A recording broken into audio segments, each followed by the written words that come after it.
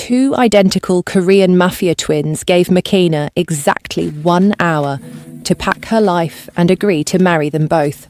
Or they'd make a single phone call that would end with her mother and baby sisters murdered in Tanzania because her uncle's gambling debt could only be settled one brutal way: by forcing his innocent 23-year-old niece into a marriage where she'd belong to both brothers simultaneously, shared equally in every way, including their bed.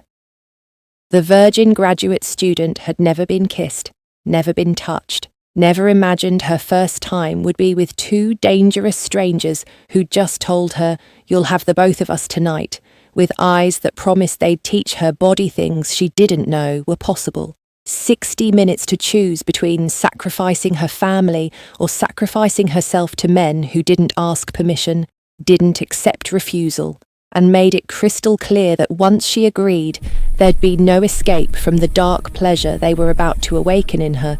And the terrifying part was how her body was already responding to their possession before they'd even touched her. By the way, family, if you enjoy these stories and want to support the channel, you can join as a member or send a super thanks. Totally optional. Your support helps me post more for you. The knock on Makina's apartment door came at midnight, loud and demanding like thunder breaking through silence. She jumped from her bed where she'd been studying for her art history exam, her heart immediately racing with fear. Nobody visited this late in Boston, especially not in her quiet neighborhood near the university. The hallway outside was always empty after 10 o'clock, which made her feel safe most nights. But tonight, something felt different.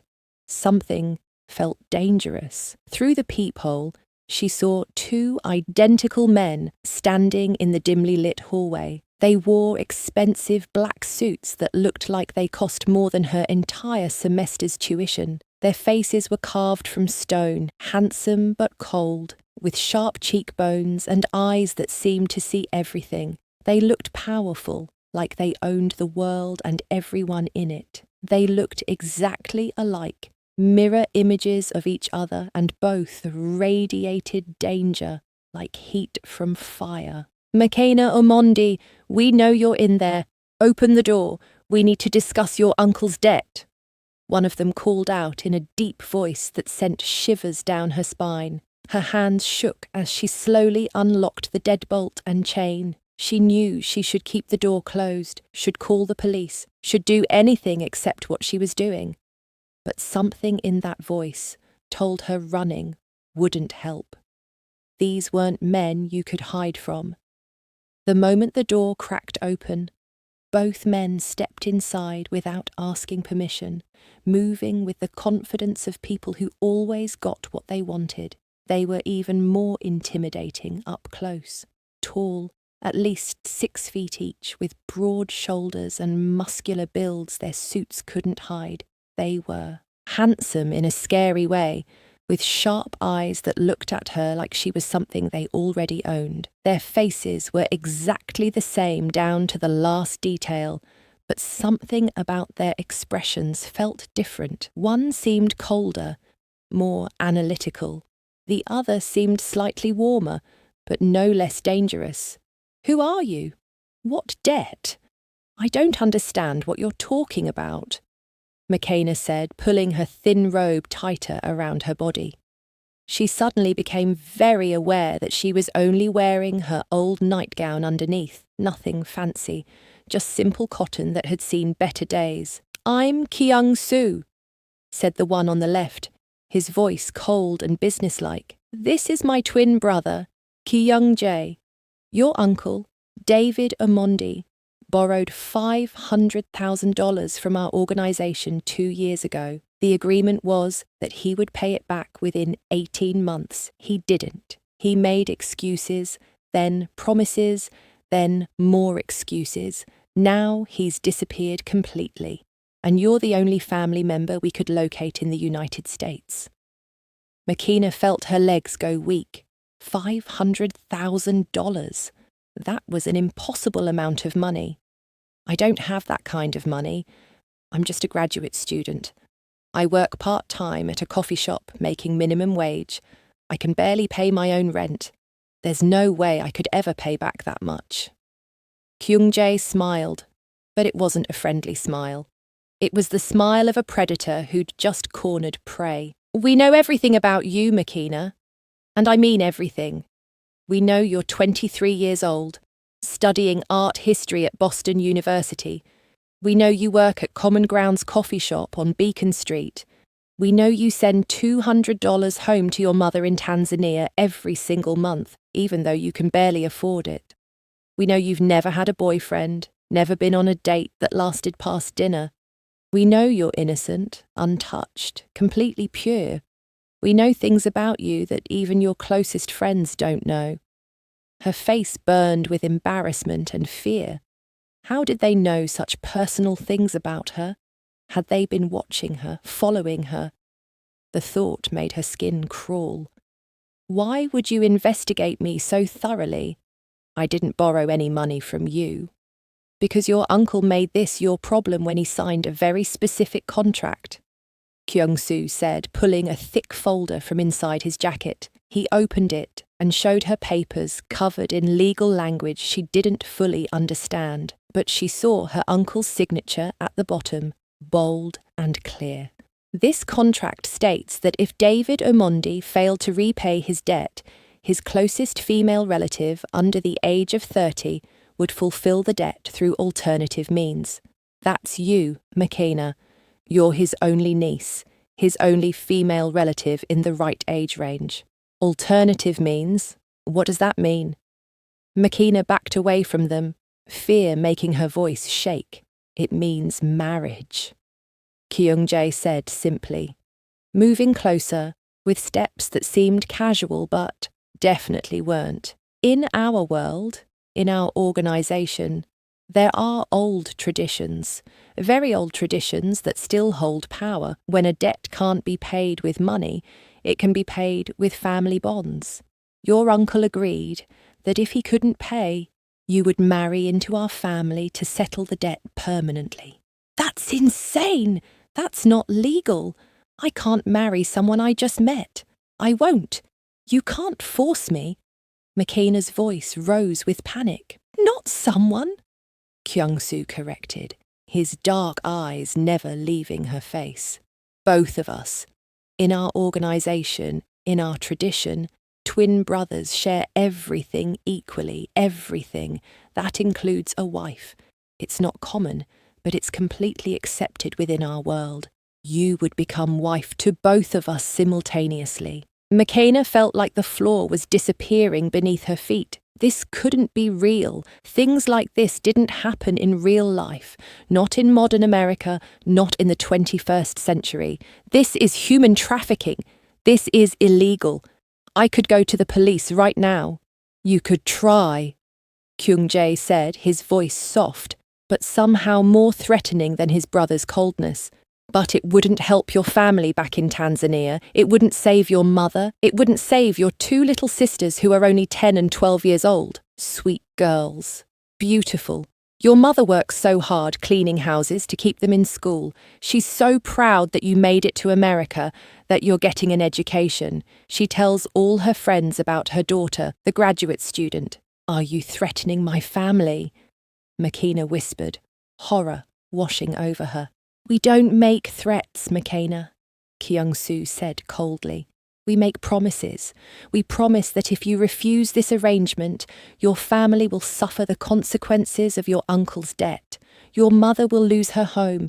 Your sisters will be taken from school and sold to pay what's owed. Your uncle will be found and killed slowly. Every single person in your extended family back home will face consequences.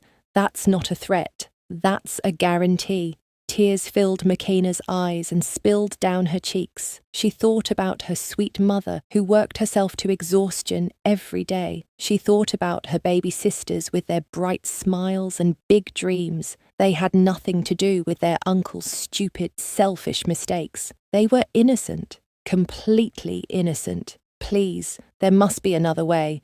I'll work. I'll get loans. I'll do anything else. Just please don't make me do this, Makina begged. her pride forgotten in the face of her family's danger. "There is no other way," Kyung-jae said, and for a moment his voice held something that might have been sympathy. "But we're not monsters, McKenna. We're not going to abuse you or hurt you.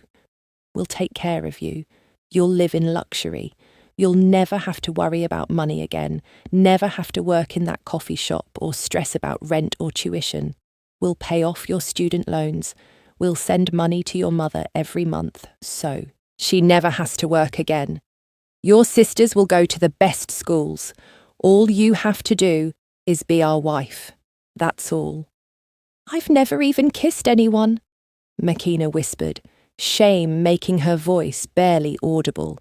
She hoped maybe this information would change their minds, would make them realise she wasn't what they wanted. Both brothers looked at each other, and something passed between them in that silent twin communication people always talked about. When they looked back at her, their expressions had changed somehow, become more intense, more possessive. "We know," Kyung-soo said slowly. "That makes you even more valuable to us, even more perfect for what we need. You have 1 hour to decide." Kyung-jae said, glancing at his expensive watch, "Pack whatever you want to keep. Clothes, photos, books, whatever matters to you. Everything else we'll replace. We'll buy you new things, better quality than anything you own now. Designer clothes, real jewellery, everything you could want. And if I need more time to think," McKenna asked desperately. "You don't get more time," Kyung-soo said flatly. 1 hour. After that, we make a phone call, and your family's fate is sealed. Choose quickly, choose wisely." They sat down on her small, worn couch like they owned the place, making themselves comfortable like they had all the time in the world.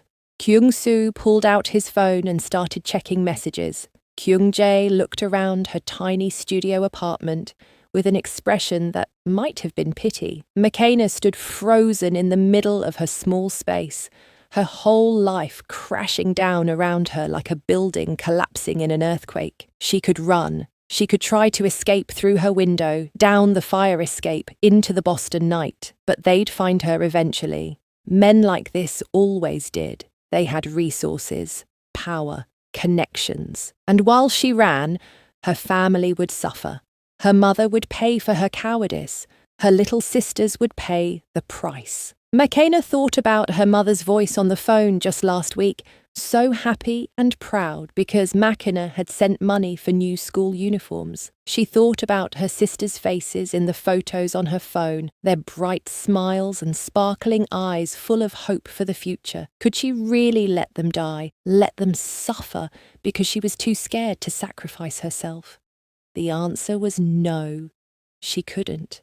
She would never forgive herself. 45 minutes later, McKenna emerged from her tiny bathroom wearing jeans and a sweater, her hair pulled back, a small suitcase in her hand. She'd packed her clothes, her photos, her mother's letters, her grandmother's necklace, everything that mattered, everything that made her who she was. "I'll do it," she said, her voice stronger than she felt. "I'll marry you both.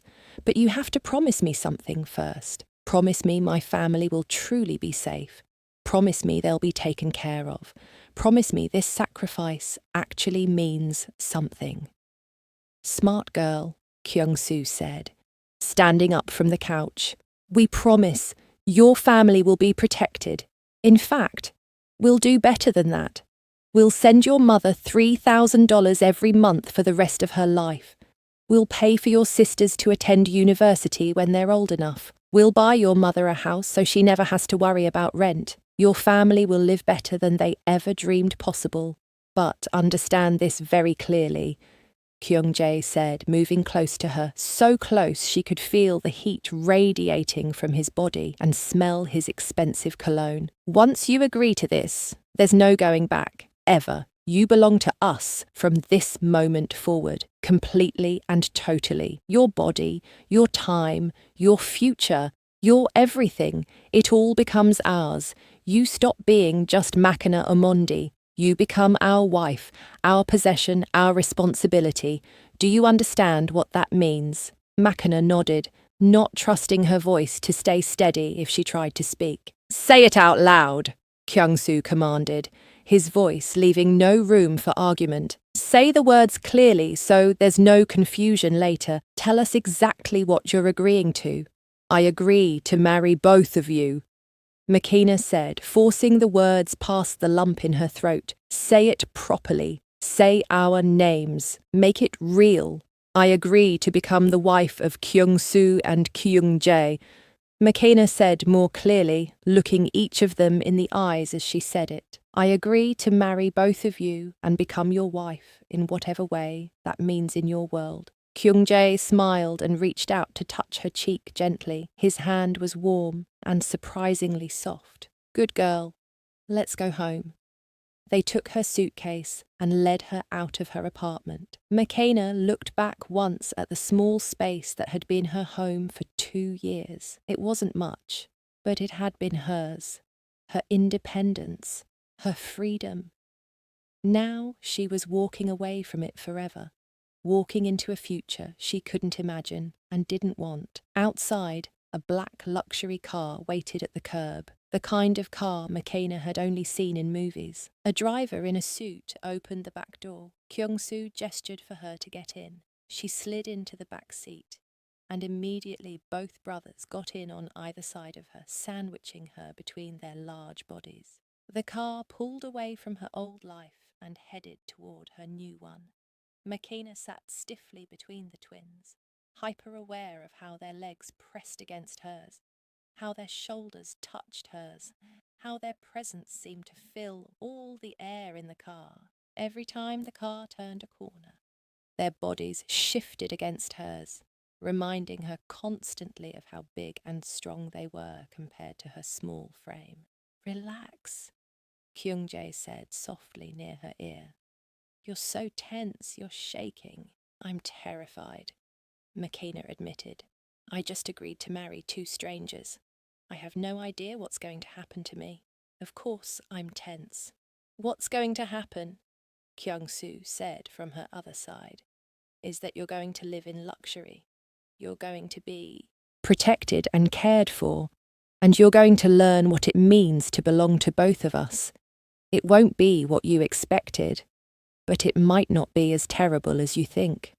The car drove through Boston's streets, passing her university, her coffee shop, all the places that made up her world. Then, they crossed into an area of the city Makina rarely visited, where buildings were taller and fancier, where everything screamed wealth and power. The car finally stopped in front of a gleaming high-rise building with a doorman in a uniform and lights that made everything look like a movie set. This is where we live, Kyung-jae explained as they exited the car. Top floor, penthouse, best view in the entire city. They rode an elevator that moved so smoothly Makina barely felt it. The numbers climbed higher and higher until they reached the very top. The doors opened directly into an apartment that was bigger than any space Makina had ever seen. Floor-to-ceiling windows showed the entire city spread out below, lights twinkling like stars. Everything was decorated in black, white, and silver. Modern furniture that looked uncomfortable, but probably cost thousands of dollars. Art on the walls that might have been famous. Everything was cold and beautiful and completely impersonal. Welcome home, Kyung-soo said, locking the door behind them with a sound that seemed very final. Are you hungry? Thirsty? Do you need anything? Kyung-jae asked, suddenly sounding almost kind. Makina shook her head. Her stomach was twisted too tight with fear and anxiety to even think about food or water. Then, let's get the first part over with, Kyung-soo said, removing his jacket and draping it over a chair. He started unbuttoning his cuffs with deliberate movements. First part? What first part? Makina's voice came out shaky and small. The marriage is already legally binding, Kyung-jae explained, also removing his jacket. We had papers prepared weeks ago, forged with your signature. Everything is official already in the eyes of the law. But tonight, we make it real in the traditional way. Tonight, we consummate the marriage. Tonight, we make you truly our wife in every sense of the word. Panic flooded through McKenna's entire body like ice water in her veins. Right now, tonight, but I just met you. I don't even know you. I don't know anything about you. You'll get to know us very well tonight, Kyung-soo said, moving toward her with slow, deliberate steps like a wolf stalking its prey. Intimately. Completely. You'll learn everything about us that matters. Please, can we wait? Just a few days. Just give me time to adjust to this situation. Please.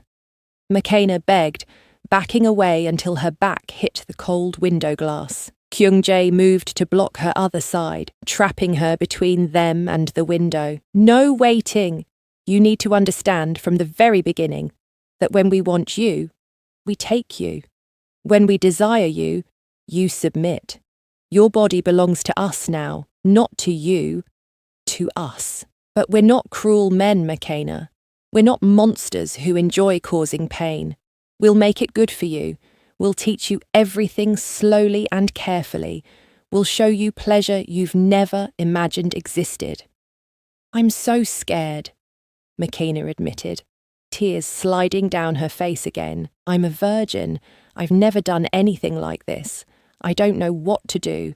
I don't know how to be what you want. We know you're scared, Kyung-soo said, reaching out to wipe her tears away with his thumb. The gesture was surprisingly gentle. Fear is natural. Fear makes sense. But fear will fade eventually. Trust will grow. Understanding will develop. And eventually, maybe sooner than you think, you might even want us as much as we want you. You might crave our touch. You might beg for what we're about to give you. They each took one of her hands and led her through the massive apartment towards the bedroom. McKenna's legs trembled so badly she could barely walk. The bedroom was enormous, dominated by a bed so large it could easily fit 4 people. Floor-to-ceiling windows showed the city lights below, making her feel like she was floating above the world. Everything was black silk and soft lighting, and an atmosphere that screamed intimacy and sex. Both brothers stood in front of her, identical and imposing and impossibly handsome in the soft light. McKenna couldn't catch her breath. This was really happening. In minutes, maybe seconds, she would stop being innocent. These men would change her forever. Let us see you, Kyung-jae said softly, his voice almost hypnotic. Take off your robe. Let us look at what now belongs to us. With shaking hands that barely cooperated, McKenna untied the belt of her thin robe and let it fall to the floor around her feet. She stood before them in her simple cotton nightgown, feeling more exposed than if she'd been completely naked. The nightgown was old, worn soft, from many washings, nothing sexy or beautiful. But the way both brothers looked at her made her feel like she was wearing the most expensive lingerie in the world. Beautiful, Kyung-soo breathed, his eyes travelling over her body slowly. Even more beautiful than we imagined, and we've been imagining this for weeks. Have you really never been touched by a man? Kyung-jae asked, moving behind her while his brother stayed in front. Never let anyone kiss you, touch you, make you feel good. Never. McKenna whispered, her voice barely audible. I was waiting for marriage, waiting for love. I wanted my first time to mean something. It does mean something, Kyung-soo said, stepping so close she could feel his body heat. It means you're ours now. Completely and forever ours. Kyung-jae's hands settled on her waist from behind, big and warm through the thin fabric of her nightgown. Tonight will hurt a little, he admitted honestly, his breath hot against her ear. We can't avoid that completely because you're untouched, but we promise to make the pleasure bigger than the pain. We'll take turns with you, teach you slowly. show you how your body works, what it can feel, what it was designed for. By morning, you'll understand exactly what it means to belong to both of us. By morning, you'll be changed forever. You'll have the both of us tonight, Kyung-soo said, his hand cupping her face and tilting it up to look at him, and every night after this for the rest of your life. Your innocent days are over, McKenna. Done, finished. Let us show you what you've been missing. Let us teach you what real pleasure feels like. Then his lips crashed onto hers in a kiss that stole every thought from her mind and every breath from her lungs. It was her first kiss ever, and it was nothing like she'd imagined. It wasn't gentle or sweet or romantic. It was hungry and demanding and consuming, like he wanted to devour her whole. His tongue pushed into her mouth, teaching her how to respond, showing her the rhythm and dance of kissing. Behind her, Kyung-jae's hands moved up her body, touching her through her nightgown in places nobody had ever touched before. She gasped against Kyung-soo's mouth, completely overwhelmed by sensations flooding through her nervous system. Too much. Everything was too much, but also somehow exactly right. This was really happening. She was truly their wife now. And tonight, these two dangerous, powerful, handsome men would teach her exactly what that meant in the most intimate way possible. Kyung-soo's kiss consumed Makina completely, stealing every rational thought from her mind. His tongue moved against hers with skilled precision, teaching her the rhythm and dance of intimacy. She didn't know what to do with her hands at first, so she gripped his shirt desperately, holding on as the entire room seemed to spin around her. Behind her, Kyung-jae pressed his solid body against her back, his lips now trailing hot kisses down the side of her neck in a way that made her knees weak. "Relax your body," Kyung-jae whispered against her sensitive skin, his breath sending shivers down her spine. "Stop fighting what's happening. Let your body tell you what it wants. Listen to what it's trying to say to you." "I don't know what it wants." Makena gasped when Kyung-soo finally released her mouth to let her breathe.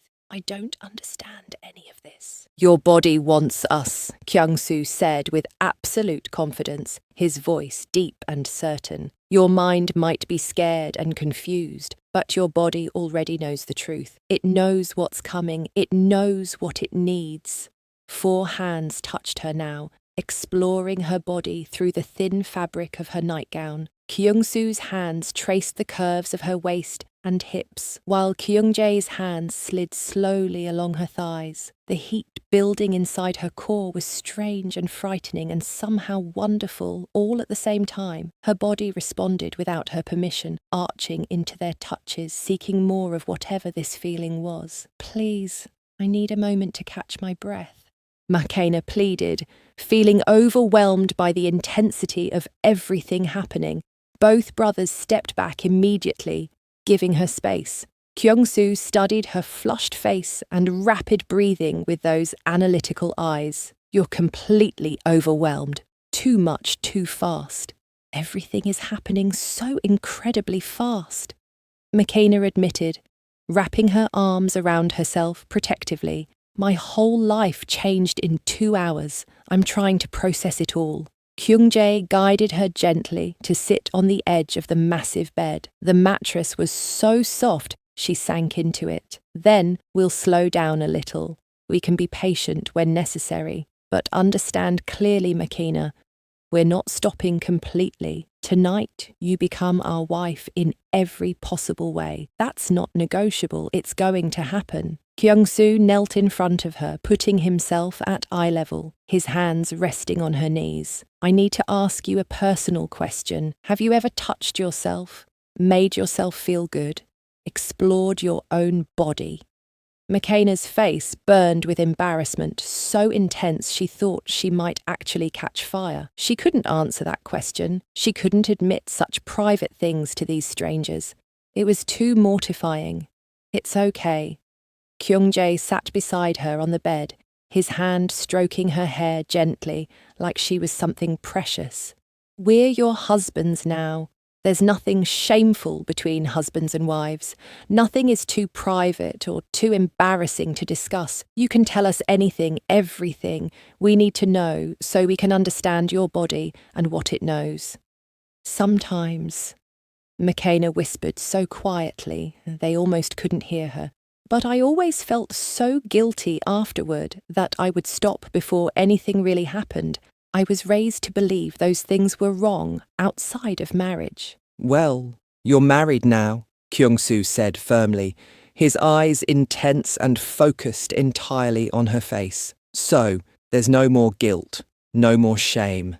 Pleasure is natural and beautiful.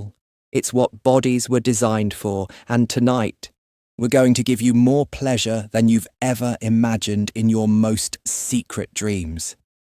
He slowly lifted the hem of her nightgown, pushing the soft cotton fabric up her legs inch by inch.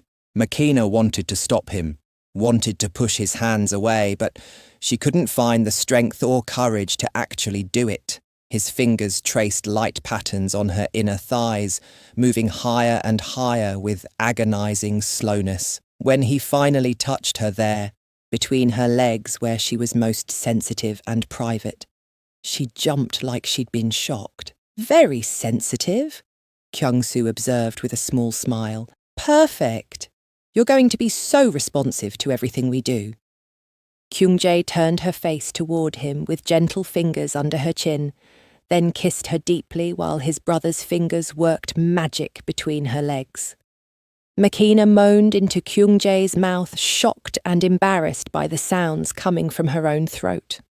Her body responded without asking, permission first, moving against Kyung-soo's skilled hand, seeking more of the incredible sensations he was creating. "That's it," Kyung-soo encouraged from his position between her thighs. "Don't fight what feels good. Let yourself experience pleasure. Your body knows what it wants, even if your mind doesn't understand yet." They removed her nightgown completely with gentle hands, lifting it over her head and tossing it aside. Now she was completely naked between them, exposed to their hungry eyes. McKenna tried instinctively to cover herself with her hands and arms, but Kyung-jae caught her wrists firmly and held them at her sides. "No hiding," he said seriously. "Not ever. We want to see all of you, every single beautiful inch. You're ours now, McKenna. We have the right to look at what belongs to us." "You're absolutely perfect," Kyung-soo said, his eyes travelling slowly over her naked body, like he was memorising every curve and plane. "Every single part of you is exactly what we wanted." Then both brothers began touching her everywhere at once, and McKenna lost the ability to think coherently. Hands on her breasts, making her gasp. Hands on her stomach, making her tremble. Hands on her thighs, making her shake. Lips kissing her mouth until she couldn't breathe. Lips kissing her neck until she moaned. Lips kissing her shoulders until she shivered. Everything blurred together into pure sensation. She lost track of who was doing what, lost track of where one brother ended and the other began. "Too much," McKenna gasped, feeling like she might actually pass out from sensory overload. "It's too much all at once." "Not enough," Kyung-jae corrected against her throat. "Not nearly enough. We're just getting started with you." They laid her back on the enormous bed, her head on pillows so soft they felt like clouds. Kyung-soo settled himself between her legs, spreading her thighs apart with firm hands. "This might feel very strange at first, but I absolutely promise you'll like it. Trust me." Before McKenna could ask what he meant, his mouth was on her most private place, and she nearly screamed from the shock and unexpected pleasure of it. Nobody had ever told her that people did things like this, This wasn't in any book she'd read or any conversation she'd overheard. His tongue moved in ways that made her entire body shake and tremble. Her hands fisted desperately in the expensive silk sheets as waves of sensation crashed over her. Kyung-jae kissed her breathless, his mouth swallowing the cries and moans she couldn't control. "So beautiful," he murmured against her lips between kisses. "So perfectly responsive, so ideal for us, in every way." The pressure built inside her lower body, climbing higher and higher like she was ascending a mountain. Her body tensed, reaching for something just out of reach, something her inexperienced body had never felt before. Then suddenly, everything exploded in waves of pleasure so intense she actually did scream. Her body shook and convulsed with her first real climax, pleasure rolling through her in waves that seemed endless. It went on until she thought she might die from the intensity. When she finally came back to herself, both brothers were smiling down at her with satisfied expressions. "That's one," Kyung-soo said, looking pleased with himself. "You'll have many more tonight before we're finished with you." They began undressing themselves, removing their expensive clothes piece by piece. Makena watched through heavy-lidded eyes still hazy with pleasure. Their bodies were revealed slowly, muscular chests, flat stomachs with defined abs, strong arms and broad shoulders. They were identical in every way, perfect mirrors of each other, almost every way. When they removed their last pieces of clothing, Makena saw them completely naked and looked away quickly, her face burning with embarrassment. "Don't be shy," Kyung-jae said, with amusement in his voice. "You're going to become very familiar with our bodies, intimately familiar. Look at us, Makena. Look at what's going to be inside you very soon."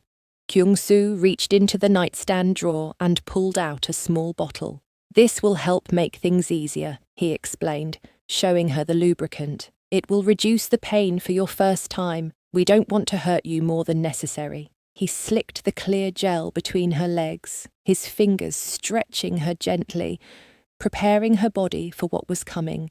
It felt strange and invasive, but not exactly bad. Makena's heart pounded so hard she could hear it in her ears as Kyung-soo positioned himself above her, his body covering hers. "Look at me," he commanded, his voice leaving no room for argument. "Keep your eyes open. I want to see your face when I make you mine. I want to watch your expression change when you stop being innocent." He pushed inside her slowly, and Makena gasped at the sensation of being stretched and filled.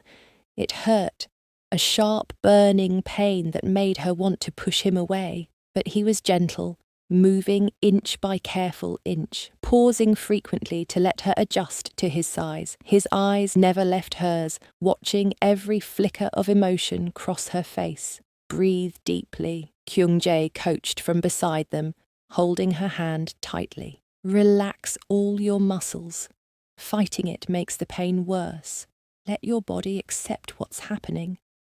When Kyung-soo was fully inside her, he paused completely, letting her get used to the feeling of fullness. "You're mine now, Makena," he said with deep satisfaction in his voice. "Truly and completely mine. No one else will ever have this. You'll always belong to me and my brother." Then he began to move, slow and steady, establishing a rhythm. The pain gradually faded into something else, something that felt almost good. Her body learned this ancient dance instinctively, moving with him, matching his rhythm. Makena found herself making sounds she'd never made before, soft moans and gasps that seemed to encourage him. "That's it," Kyung-soo groaned, his voice strained with his own pleasure. "Take me. Take all of me. Let me feel you accepting me." The pleasure built again, despite the lingering soreness, different from before, but just as intense. When she climaxed around him, her body clenching and pulsing, Kyung-soo followed immediately. His body tensed and he groaned deeply as he found his own release inside her. Then, he collapsed beside her, his chest heaving with exertion. "My turn," Kyung-jae said immediately, moving between her legs before McKenna could catch her breath or process what had just happened. "Wait, I need to rest," McKenna protested weakly, her body already exhausted and sore. "No rest yet," Kyung-jae said, entering her in one smooth thrust. She was slick now from Kyung-soo, so he slid in easily, despite her body's protests. "You have both of us tonight. Remember? We both get to claim you. We both get to make you ours." Where Kyung-soo had been controlled and gentle, Kyung-jae was passionate and demanding.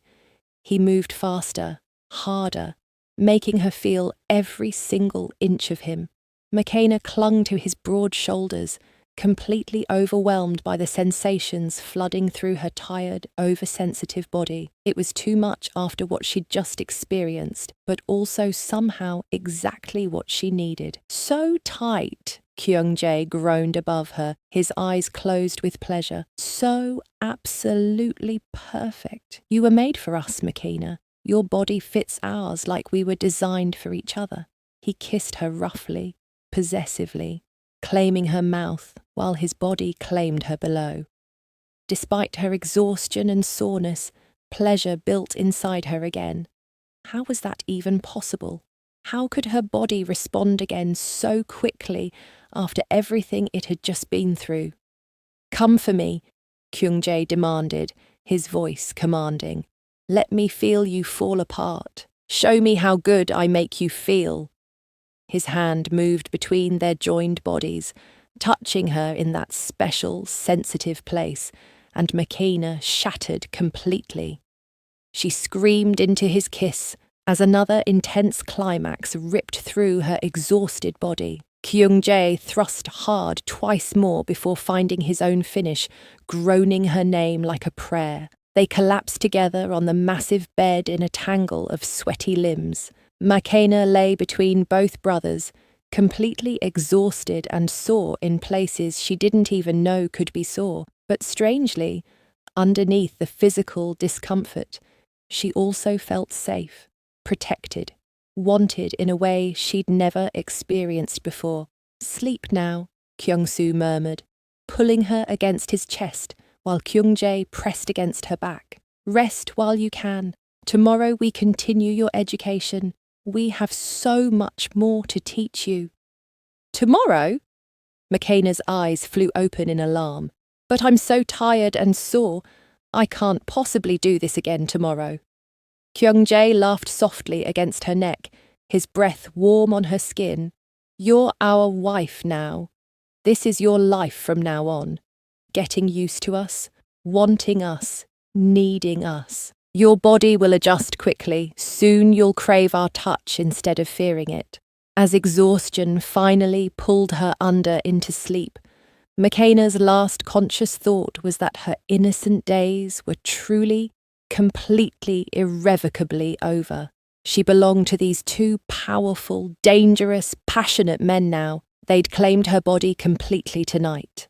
And somehow, despite everything, that didn't scare her quite as much as it probably should have. Maybe her body really did know something her mind hadn't figured out yet.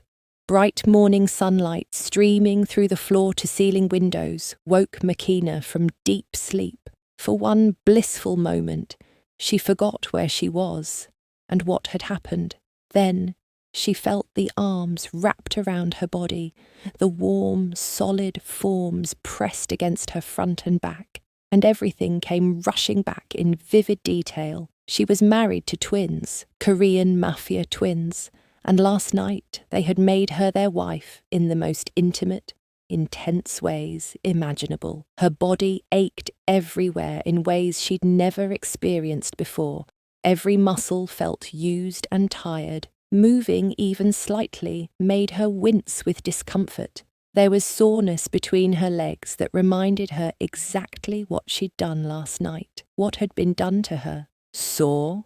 Kyung-soo's deep voice rumbled from behind her, making her realize he was already awake. Very sore, McKenna admitted quietly, not wanting to wake Kyung-jae, who was still sleeping peacefully in front of her. "I'll run you a hot bath," Kyung-jae said, his eyes opening and proving he'd been awake too. "Hot water and bath salts will help your aching muscles.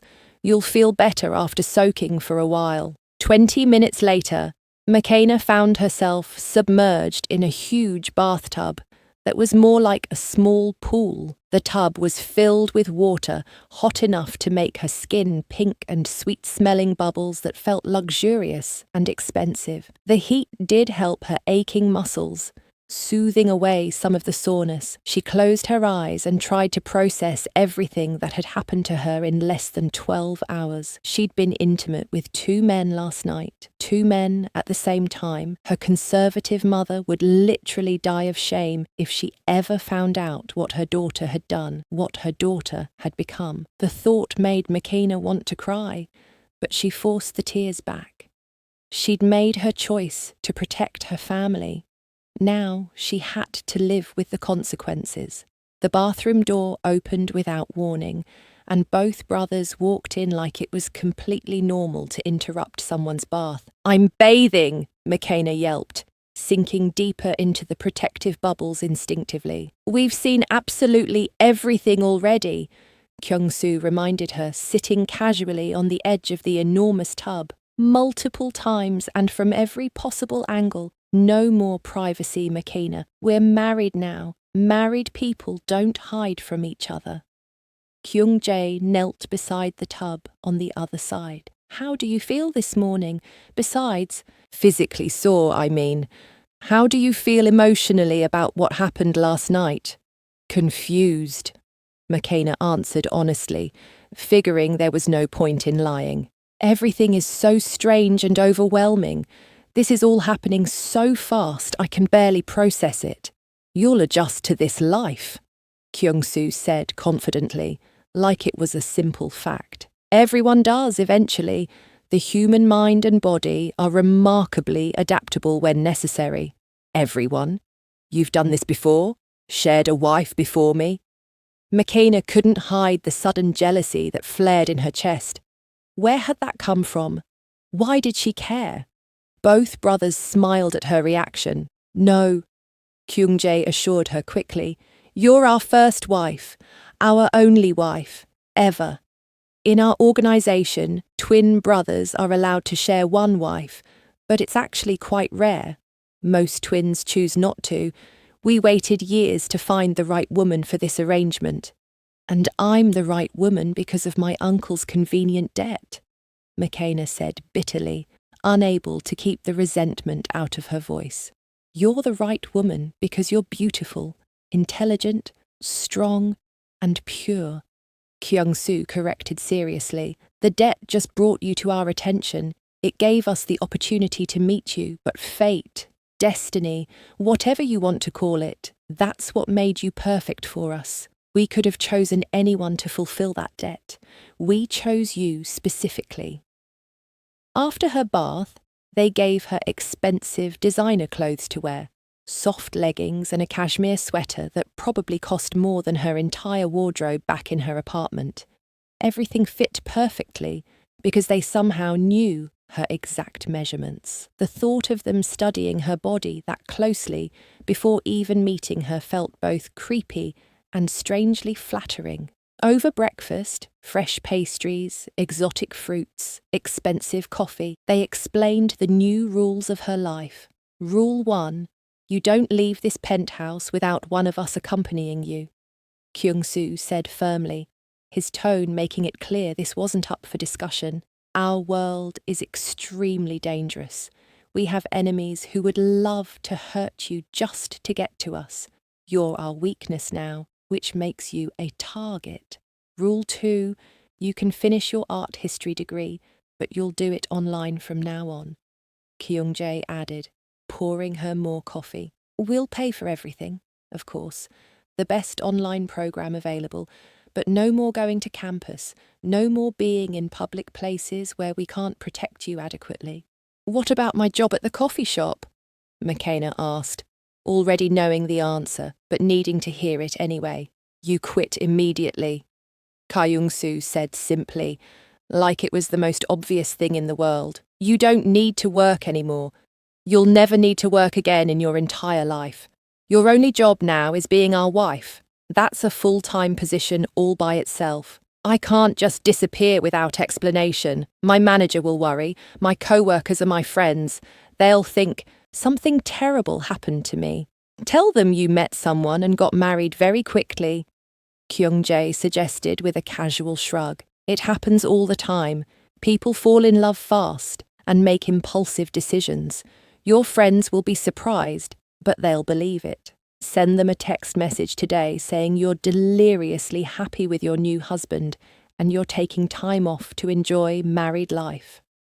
McKenna realised with growing horror that her old life was completely gone.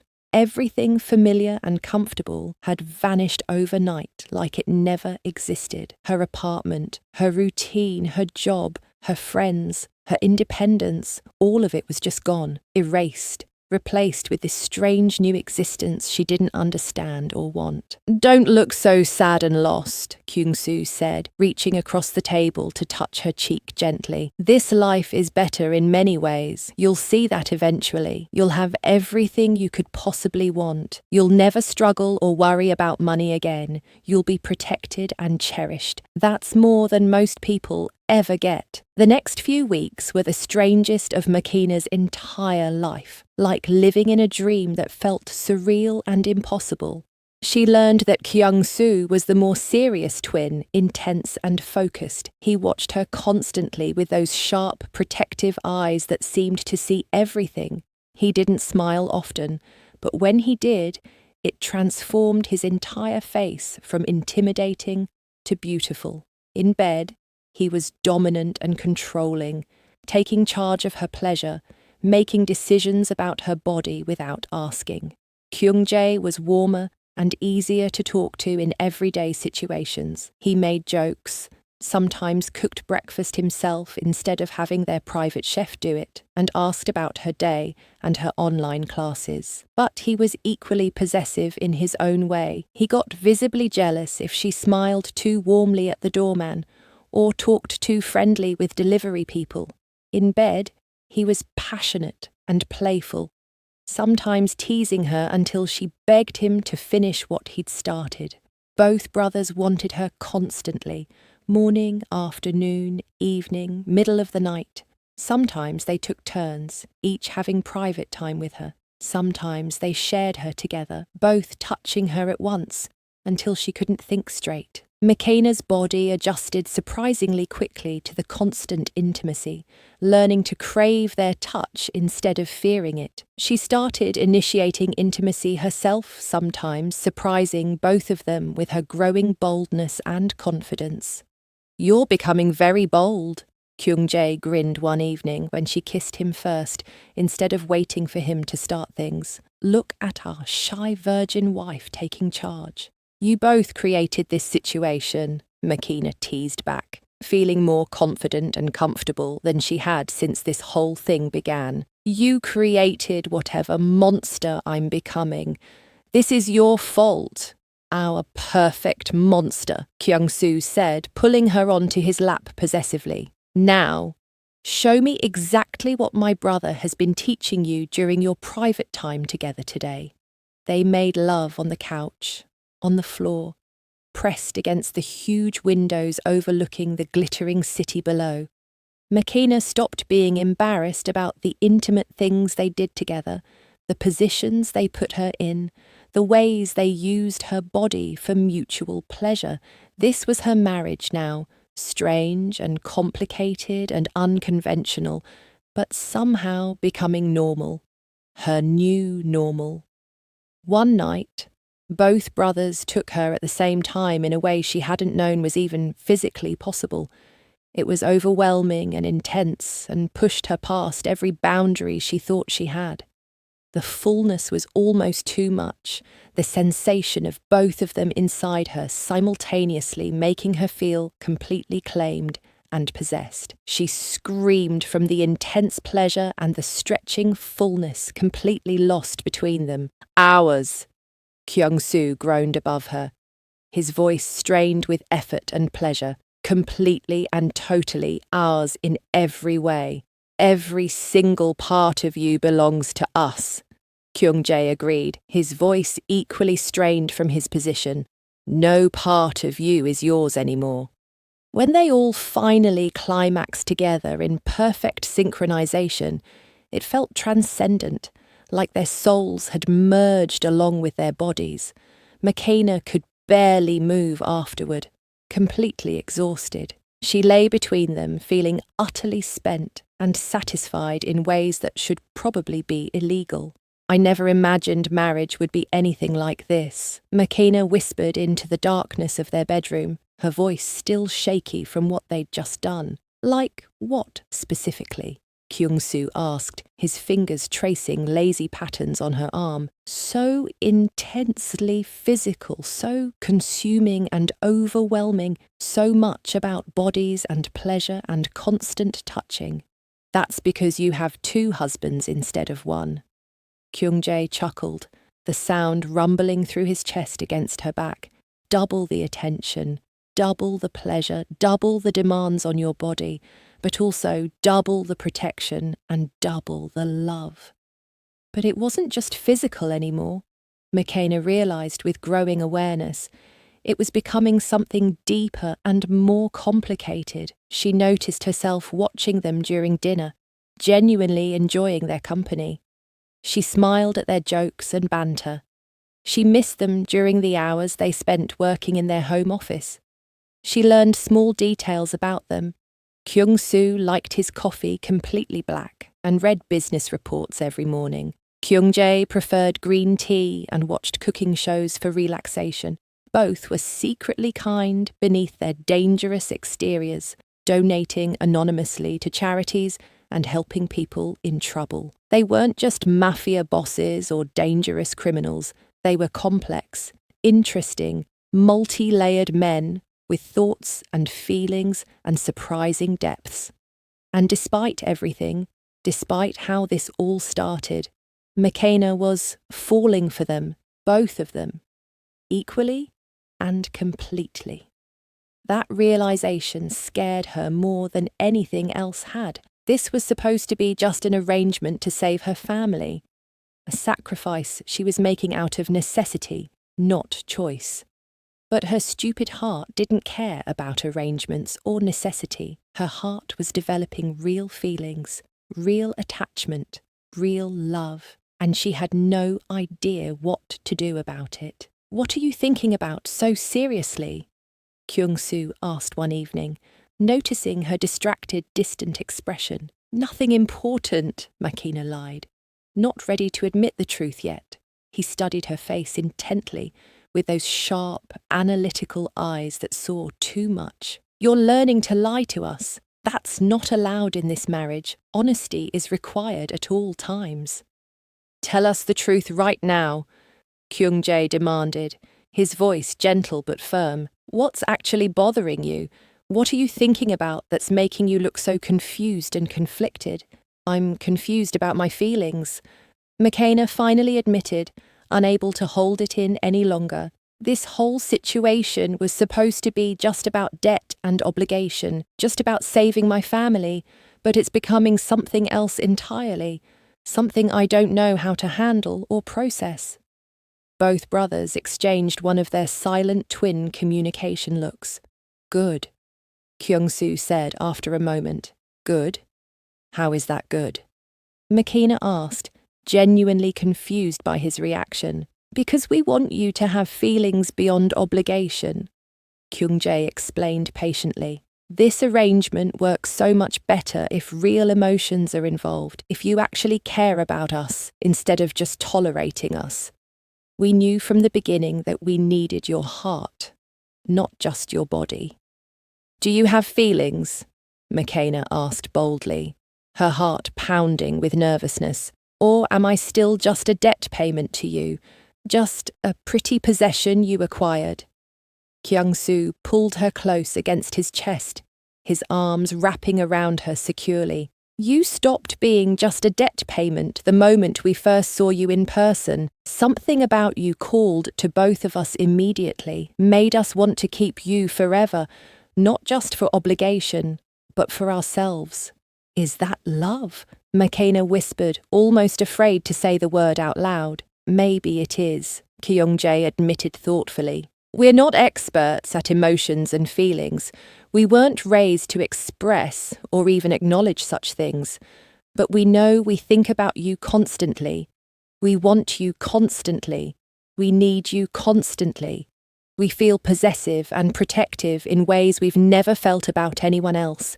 If that's love, then yes, we love you." McKenna kissed them both, her heart feeling full of complicated emotions she didn't fully understand yet. But she was starting to believe that maybe, just maybe, this forced marriage could become something real and meaningful, something worth keeping. That night, they made love differently than usual, slower, more tender, less about physical possession and more about emotional connection. Every touch felt like communication. Every kiss felt like a promise. McKenna fell asleep between them, feeling genuinely cherished and wanted and almost happy for the first time since her life changed. Almost happy. Because outside their secure penthouse, somewhere in the dark city below, dangerous eyes watched their building and waited patiently. Someone who wanted to destroy everything the twins had built, including their beautiful new wife. The peace they'd found together was about to be tested in ways none of them could imagine. 3 weeks into their unconventional marriage, McKenna woke up completely alone for the first time since that initial night. The bed felt too big, too empty, too cold without their warm bodies pressed against hers. She reached for them instinctively before her eyes even opened, but her hands found only empty space and cold sheets. Panic fluttered in her chest until she saw the note on the pillow written in bold masculine handwriting. "Emergency business meeting across town. Back by dinner. Don't leave the penthouse under any circumstances. Stay safe." K. The single letter K could mean either twin, since they both signed notes the same way, probably deliberately to maintain their unified front. McKenna held the note and realised something troubling. She missed them desperately. They'd only been gone a few hours based on how cold their side of the bed felt, but she already craved their presence. When had she become so completely dependent on them? When had their touch become necessary instead of just tolerable? When had she transformed from a captive into a willing participant? She wandered through the massive penthouse apartment, feeling restless and out of place. Everything was expensive and beautiful and completely impersonal, like a hotel instead of a home. There were no family photos, no personal mementos, nothing that made the space feel lived in or loved. Just expensive furniture and original artwork and views that cost millions of dollars. McKenna found herself standing at the floor-to-ceiling windows, looking down at the city below, where normal people lived normal lives, people who weren't married to two dangerous men, people who made their own choices freely, people who understood their own feelings and weren't constantly confused. "I love them," McKenna whispered to her reflection in the glass, her breath fogging the window slightly. "I actually love them both. How did this happen?" The realization hit her like cold water thrown in her face. She was genuinely, completely, undeniably in love with both brothers. This wasn't supposed to happen. They were essentially her captors, the men who had forced her into this marriage through threats against her family. But they were also protective and passionate and surprisingly caring when they wanted to be. They made her laugh with their dry humour and sibling rivalry. They made her feel beautiful and desired every single day. They made her body sing with pleasure she never knew existed. The admission both terrified and excited her equally. What did it mean to love two men? Was that even possible?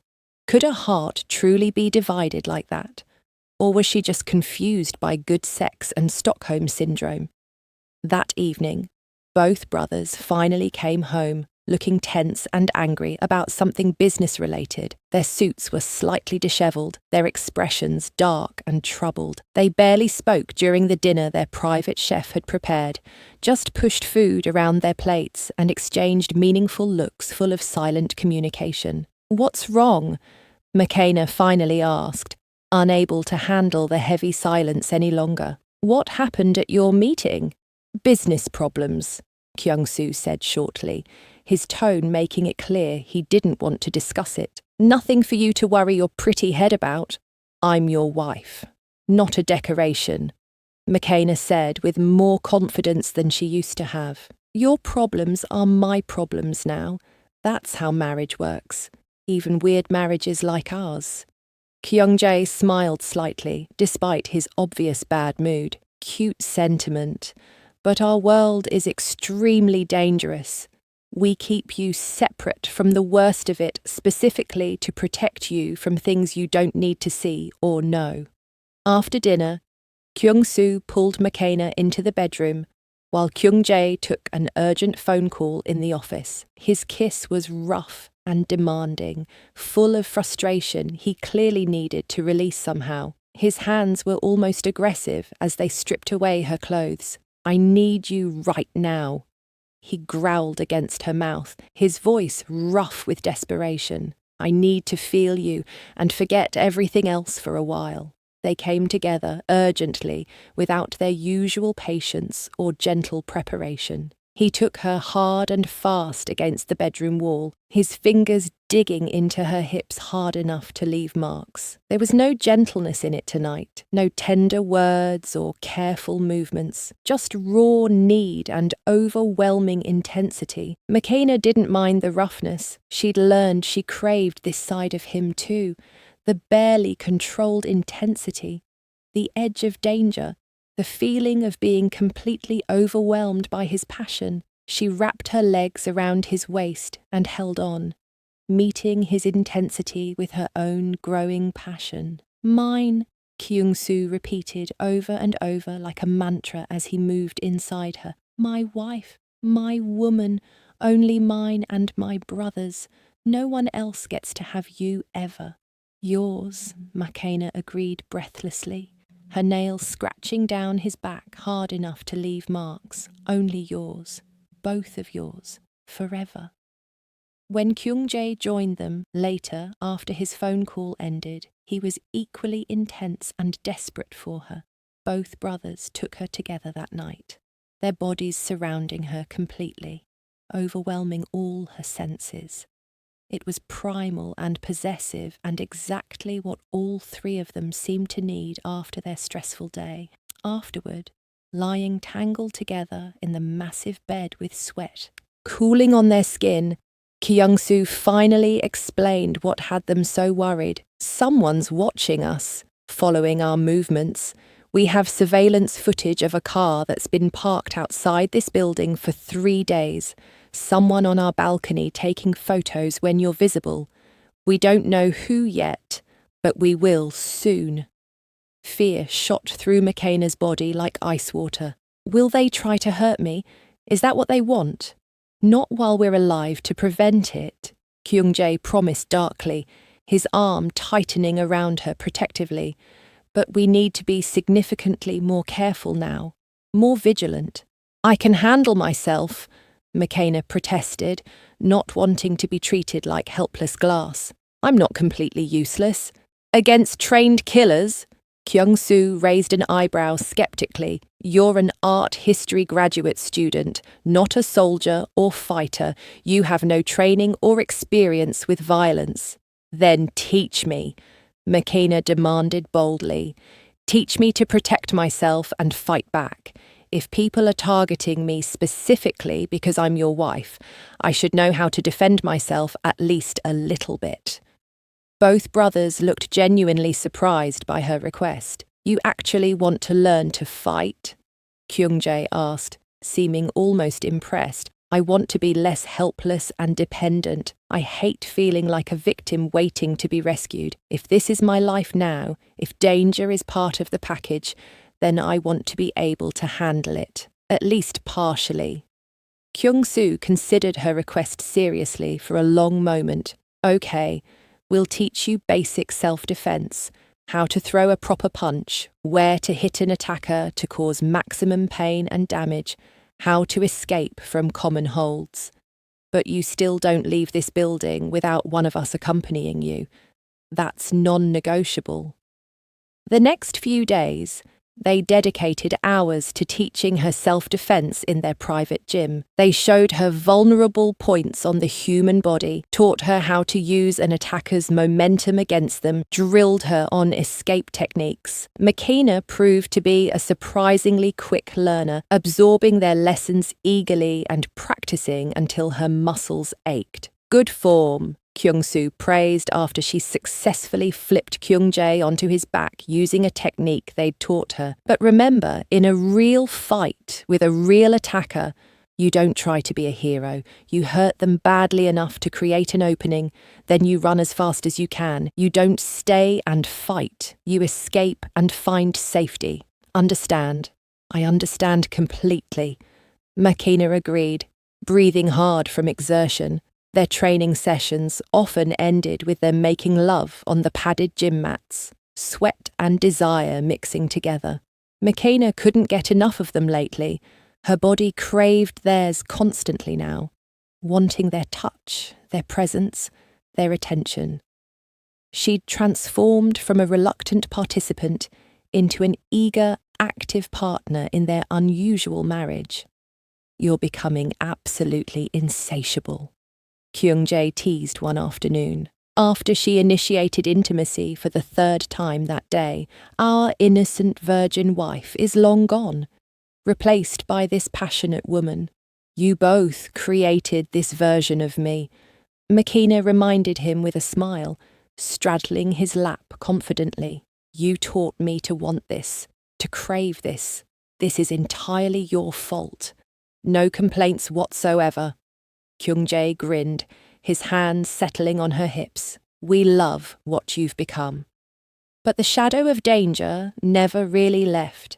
Makina noticed both brothers were constantly alert now, always checking their phones, always monitoring security camera feeds, always watching their surroundings. They hired extra security guards for the building. They never let her near windows at night, when she might be visible to outside observers. They checked every delivery personally before letting anyone bring packages inside. One evening, Makina found Kyung-soo sitting at the dining table, methodically cleaning a gun, his movements practiced and efficient. The sight should have terrified her, but instead, she just felt worried. Is the situation really that bad? She asked quietly, sitting down across from him. Yes, he answered with brutal honesty, not sugarcoating the danger. Our enemies are circling like sharks smelling blood in the water. They know you're our weakness now, our vulnerable point. I'm a weakness to you.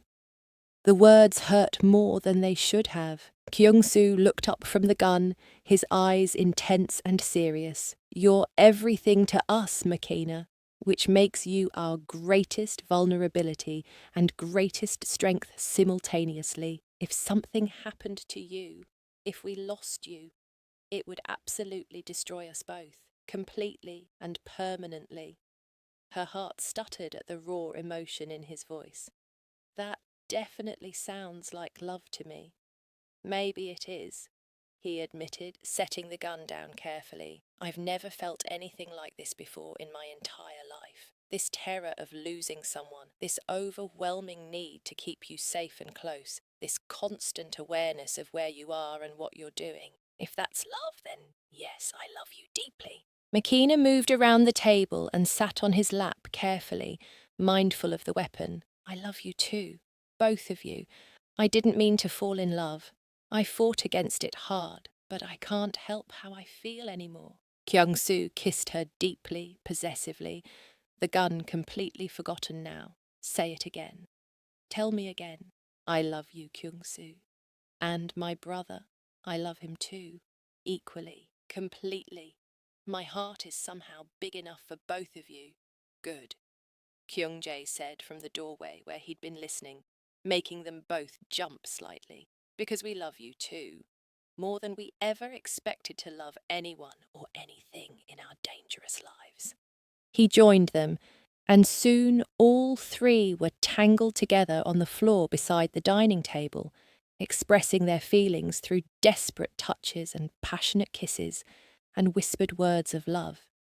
They made love right there, slowly and tenderly, each movement a promise, each kiss a declaration of feelings that had grown beyond anyone's expectations. Forever. Kyung-soo murmured against McKenna's sweat-dampened skin. You're ours, forever, McKenna. We'll never let you go. Forever. McKenna agreed, meaning it with her whole heart. I'm yours forever. But forever was about to be tested severely, because outside their building, across the street in a parked car, someone sat watching their windows with pure hatred burning in their eyes. Someone with a detailed plan for revenge and nothing left to lose. The fragile peace and happiness they'd found together was about to shatter completely. Danger was coming, and it would change everything. The attack came exactly 3 days later, without any additional warning. McKenna was in the kitchen making herself tea mid-morning, when suddenly all the power in the entire penthouse went out simultaneously. Everything went completely dark and eerily silent. No humming appliances, no background music, no lights at all. Just absolute darkness and silence that felt heavy and threatening. Kyung-soo, Kyung-jae, McKenna called out nervously, her heart immediately starting to race with instinctive fear. Both brothers materialized instantly out of the darkness like they had night vision, or could see perfectly without any light. Their hands found her in the blackness, grounding and reassuring. Get to the safe room immediately, Kyung-soo ordered urgently, his voice tight with controlled tension. Right now. Don't ask questions. What's happening? Why is everything dark? Someone cut our power deliberately from outside the building, Kyung-jae explained tersely, already pulling her toward a section of wall she'd always thought was solid. They're coming for us. For you. We need you protected now. Behind them, the sound of glass shattering echoed through the dark apartment. Men's voices shouted in Korean, angry and aggressive. The distinct sound of gunshots rang out, impossibly loud in the enclosed space, making McKenna's ears ring painfully. Terror, unlike anything she'd ever experienced, flooded through McKenna's body. This was real. This wasn't a movie or a nightmare. People were actually in their home trying to kill them. Actually trying to hurt them, or worse. Kyung-soo pressed a hidden button, and part of the wall slid open silently, revealing a small room McKenna had never known existed. The safe room was lit with emergency lighting and lined with weapons. Guns, knives, equipment she didn't recognize. Everything you'd need to survive or fight back. Stay inside no matter what you hear happening out here, Kyung-soo commanded, pushing her gently but firmly into the safe room. The door is reinforced steel 3 inches thick. They absolutely cannot get through it. You're safe in here. Don't leave me alone. McKenna grabbed desperately at his arm, terrified of being separated from them. Please don't go out there. They'll kill you. We have to stop them. Before they get any closer to you, Kyung-jae said urgently, already pulling weapons from hidden places on his body. We'll come back for you very soon. I promise you that. They each kissed her quickly, desperately, then pushed her fully inside and sealed the heavy door. McKenna heard the locks engage with solid, final-sounding clicks. She was trapped inside, safe but helpless, with no idea what was happening outside. The safe room walls must have been thick because sounds from outside were muffled and distant, but Makena could still hear enough. More gunshots, lots of them, like a war zone.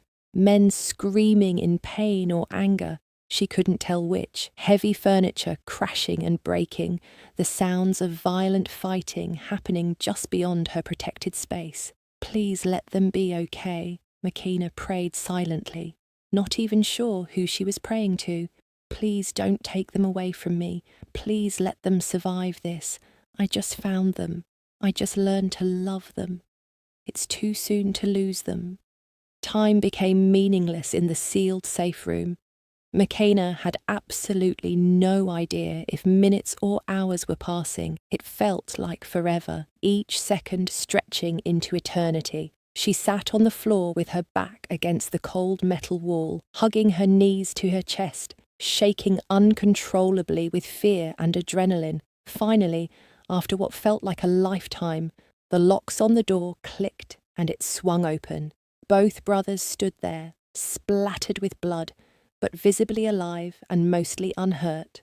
Relief so intense it hurt flooded through Makena's entire body. It's over now, Kyung-soo said, pulling her into his arms tightly. You're safe. We're all safe. Are you hurt? Is that your blood? Makena touched the red stains on his shirt frantically, checking him for injuries. Not our blood, Kyung-jae assured her, also wrapping his arms around both of them. We're completely fine. Just some minor cuts and bruises, nothing serious. Who were those men? What did they want? Competitors from Detroit, Kyung-soo explained, his voice cold with barely controlled rage. They thought taking you hostage would weaken us somehow. They thought we'd negotiate or surrender to protect you.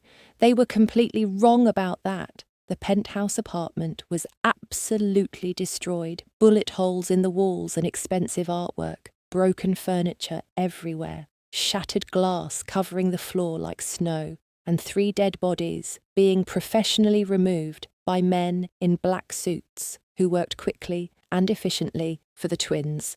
Pack everything truly important to you, Kyung-jae told Makena seriously.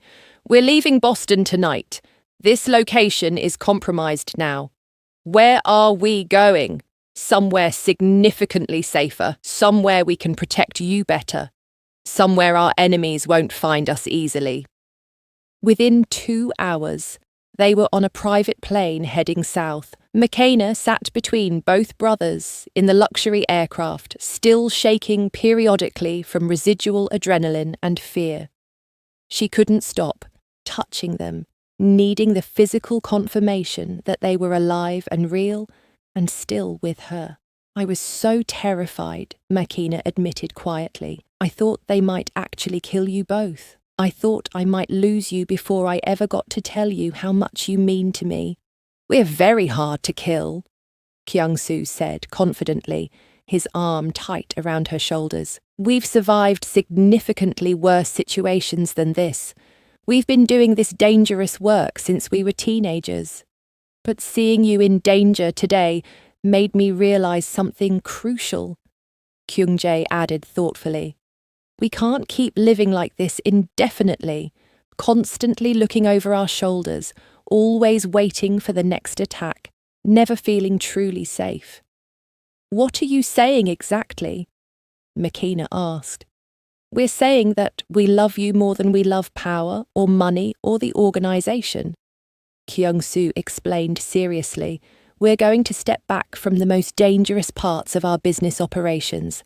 Let other people handle the risky situations. We can't risk leaving you widowed and alone. We can't risk dying and abandoning you.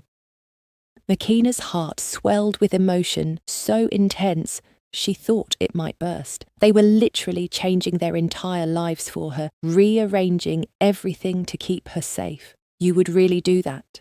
Give up your power? For you? Absolutely yes. Kyung-jae confirmed without hesitation. You're infinitely more important than any business deal or territory control or reputation. Nothing matters if we're dead and you're alone. The plane landed in Virginia just after midnight. A car met them and drove for what felt like hours into the countryside, far from any city lights. Finally, they arrived at a huge estate surrounded by high walls and patrolling security guards. The main house was beautiful, old and elegant, built from stone and wood, hidden by massive trees that provided privacy. "This property is ours," Kyung-soo explained as they walked inside. "We bought it years ago as a safe house for exactly this kind of situation. Nobody outside our most trusted inner circle even knows this place exists. You're completely safe here." Inside, the house was luxurious but warm, completely different from their cold modern penthouse in Boston. There were fireplaces and comfortable furniture and actual personality in the decoration. It felt like an actual home instead of just an expensive apartment. "Rest tonight," Kyung-jae said gently. "Tomorrow we'll deal with everything else that needs handling, but right now you need sleep and recovery from today's trauma." But none of them could possibly rest or sleep. Not after what they'd been through, and the fear and adrenaline and relief all transformed into desperate, overwhelming need. They came together in the enormous master bedroom with frantic hands and passionate kisses, needing to confirm through physical connection that they were all alive and safe. Kyung-soo took McKenna first, his movements almost violent with relief and residual fear. "I thought I might lose you today," he groaned, burying himself deep inside her. "When those men broke into our home, all I could think about was getting to you, protecting you, making sure nothing touched you. I'm here and I'm safe," McKenna assured him, holding tight to his shoulders. "We're all safe together now." Kyung-jae took her next, more gently but equally intensely emotional. "I love you so much," he repeated over and over like a prayer or mantra. "I love you so much it actually terrifies me. I've never felt this vulnerable about anything before." "I love you too," McKenna cried out as pleasure overwhelmed her system. "Both of you, so much it hurts sometimes." They loved her together afterward, both inside her simultaneously, their bodies surrounding hers completely, making her feel utterly protected and cherished. When they all climaxed together in perfect synchronization, it felt like a renewal of vows, a promise that they'd survived and would keep surviving together. Lying in the darkness afterward with both brothers wrapped around her protectively, McKenna traced idle patterns on Kyung-soo's chest. "What happens now? What's our life going to be like?" "Now we rebuild everything," Kyung-soo said firmly, determination clear in his voice. "Away from constant danger, away from the worst parts of our organization. We have enough money saved and invested to last several lifetimes comfortably. We don't actually need the criminal enterprise anymore. We just need each other and this safe place. The three of us against whatever comes," Kyung-jae added softly. "That's all that really matters. Forever." McKenna murmured sleepily, finally feeling safe enough to relax. "Forever." Both brothers agreed in perfect unison. Outside the secure estate, dawn began breaking over the peaceful Virginia countryside. Inside, three people who had found unexpected love in the strangest circumstances slept tangled together, finally beginning to feel truly safe for the first time since everything started. But one significant threat still remained, hidden and patient and waiting for the perfect moment. The real danger hadn't fully revealed itself yet, and when it did, it would test their love and loyalty in ways none of them could possibly anticipate or prepare for. The Virginia estate became their private paradise over the following weeks, a sanctuary where they could finally breathe without constantly looking over their shoulders. Days blended into each other in the best possible way, filled with laughter and training sessions and constant, overwhelming intimacy. The brothers continued teaching Makena self-defense techniques in the estate's private gym, showing her new moves and holds. She taught them how to cook traditional Ethiopian food from her childhood, recipes her mother had taught her before she left for America. They watched movies together, tangled on the huge, comfortable couches. They played cards and board games, discovering that Kyung-jae was a sore loser and Kyung-soo cheated shamelessly. They talked for hours about everything and nothing, childhood memories, future dreams, fears and hopes and silly preferences, and they made love absolutely everywhere, in every room of the sprawling house, at every time of day and night. Makena woke one beautiful morning to both brothers already touching her intimately, their skilled hands exploring her body under the soft sheets before she was even fully conscious. "Good morning, beautiful," Kyung-jae murmured against her ear, his fingers sliding between her thighs with practiced ease. "Very good morning indeed," Kyung-soo agreed from her other side, his mouth closing over her breast and making her gasp with sudden pleasure. Makena arched into their synchronized touches, already completely addicted to the pleasure they gave her so generously. "You're both absolutely insatiable. Don't you ever get tired of this?" "Never," Kyung-jae said firmly, his fingers moving in ways that made coherent thought impossible. "Are you complaining about the attention we give you?" "Never complaining," Makena managed to say, before pleasure stole her ability to form words properly. They took her together that morning, both inside her at once in that overwhelming way that always pushed her past her limits. She'd gotten significantly better at handling them both simultaneously, her body learning to accommodate and even crave the intense fullness. But it was still incredibly intense, still pushed her to the edge of what she could handle physically and emotionally. "So perfect," Kyung-soo groaned above her, his voice strained with effort and pleasure. "You take us both so perfectly now, like your body was specifically designed for this, made for us." Kyung-jae agreed breathlessly, his hands gripping her hips firmly. "Absolutely made for us in every way."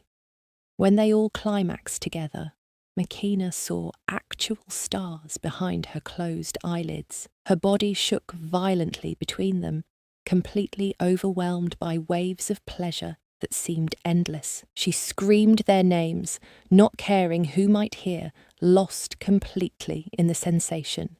Later that afternoon, they swam together in the estate's beautiful indoor pool. Makena wore a new bikini the brothers had ordered for her, bright red and tiny, barely covering anything important. She noticed both brothers watching her with undisguised hunger as she moved through the water. "What?" she asked with exaggerated innocence, knowing exactly what they were thinking. "You know exactly what," Kyung-soo said, moving through the water toward her with clear predatory intent. "You're teasing us deliberately." "That bikini should be completely illegal," Kyung-jae added, approaching from her other side. "It's dangerous to our self-control. You both picked it out yourselves." Makena reminded them, laughing at their obvious desire. "You chose this specific one from the catalogue. Terrible decision on our part," Kyung-soo admitted, reaching her and pulling her against his wet body. "Now, I have to rip it off you."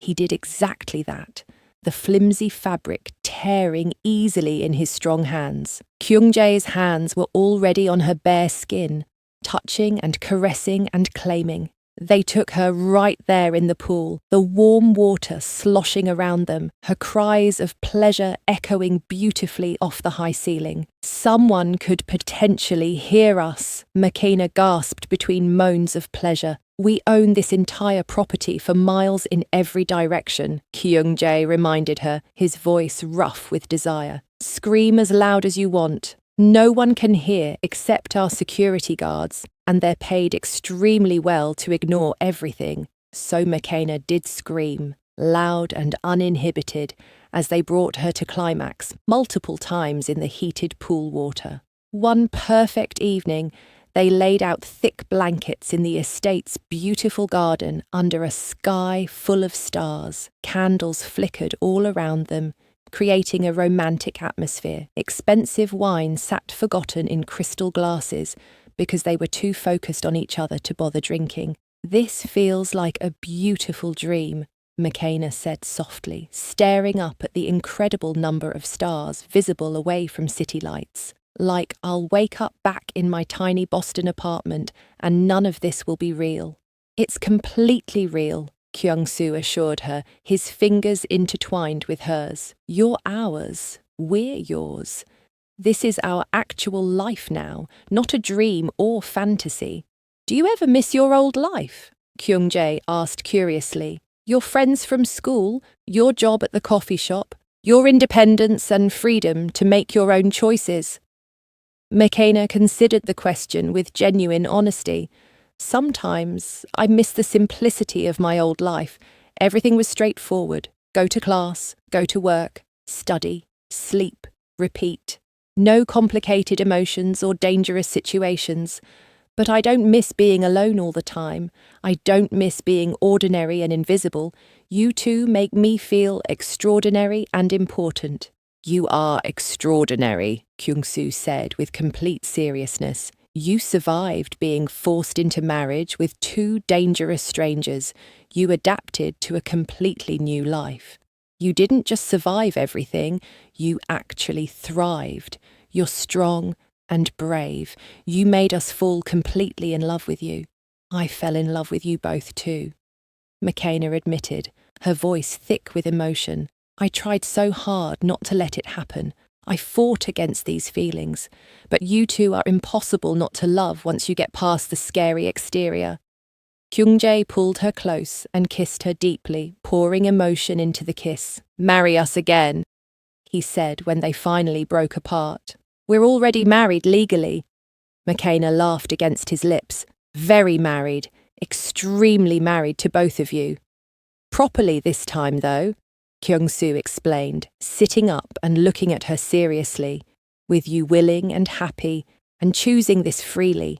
Not forced by threats or debt. We want to hear you say wedding vows while actually meaning them completely. We want you to choose us because you want us, not because you have to." Tears filled McKenna's eyes at the unexpected sweetness of the request. "Yes," she said immediately. "Yes, I'll marry you both again. For real this time. With my whole heart." They made love under the blanket of stars that night, slow and tender and full of whispered promises for the future. Every touch felt like a vow. Every kiss felt like a commitment. McKenna had never felt more loved or cherished in her entire life. Afterward, wrapped in warm blankets with both brothers holding her close under the vast night sky, McKenna voiced something she'd been thinking about for days. "I want this forever. I want to grow old with both of you. I want to have your children someday. I want to build a real life together beyond just surviving." "Children?" Kyung-soo's voice held surprise and unmistakable hope. "You actually want to have our babies? Is that crazy to think about?" McKenna asked nervously. "Is it too soon?" "No," Kyung-jae said firmly and quickly. "It's not crazy at all. It's absolutely perfect. We want that too. We want everything with you." "Really?" McKenna sat up slightly, looking between them in the candlelight. "You actually want kids? I thought maybe that wouldn't fit with your dangerous lifestyle." "We're leaving that dangerous lifestyle behind," Kyung-soo reminded her. "We meant what we said about stepping back from the worst parts of our organisation. We want a normal life, a family, children, growing old together, all of it. As many children as you want to give us." Joy flooded through McKenna's entire being, warm and overwhelming. This forced arrangement that started with threats and fear had somehow transformed into something genuinely beautiful. Something real and lasting and worth fighting for. But happiness never lasted long in their complicated world. The next morning, Kyung-soo received a phone call that made his face go completely pale. He listened silently for several minutes, his expression growing darker with each passing second. "What is it?" Makina asked when he finally hung up, fear returning immediately. "What's wrong now?" "The man who sent those attackers to our Boston penthouse," Kyung-soo said slowly, his voice tight with barely controlled anger. "We finally identified who's behind everything, who's been targeting us." "Who is it?" Kyung-jae demanded. "Someone we trusted completely," Kyung-soo said, his hands clenching into fists. "Someone inside our own organization who we considered family. And there's something else," Kyung-jae said, reading something on his own phone with a confused expression. "Something about Makina specifically, about why she was chosen for this arrangement." "What about me?" Makina's heart started racing with renewed anxiety. Kyung-soo looked at her with an unreadable expression. "Your uncle's debt. The entire reason you're here with us. The foundation of everything that's happened. What about the debt?" Makina whispered, suddenly terrified of what he might say. It never actually existed at all. The words hung in the air like a bomb waiting to explode, and Makina felt her entire world start crumbling again just when she'd finally found solid ground. Makina felt like the floor had disappeared beneath her feet, leaving her falling through empty space. "What do you mean the debt never existed? That's impossible. You showed me papers, documents with my uncle's signature. Your uncle never borrowed a single dollar from our organization," Kyung-jae explained, his jaw tight with visible anger. "Someone in our inner circle invented the entire story, forged all the documents perfectly, created a completely fake debt specifically to trap you." "But why would someone do that?" Makina's mind spun wildly, trying to process this impossible information. What's the point of inventing a fake debt? What could they possibly gain? Kyung-soo's expression was dark and furious. To hurt us specifically. One of our top lieutenants, a man named Song-ho, was insanely jealous of our power and position. He knew the only way to really weaken us was to force us into a marriage we'd eventually resent. He thought making us share a wife would create conflict between us. He thought we'd grow to hate you for coming between us, hate each other for wanting you, and eventually our partnership would fall apart completely. "His plan failed spectacularly," Kyung-jae said with grim satisfaction, "because instead of resenting you, we fell completely in love with you.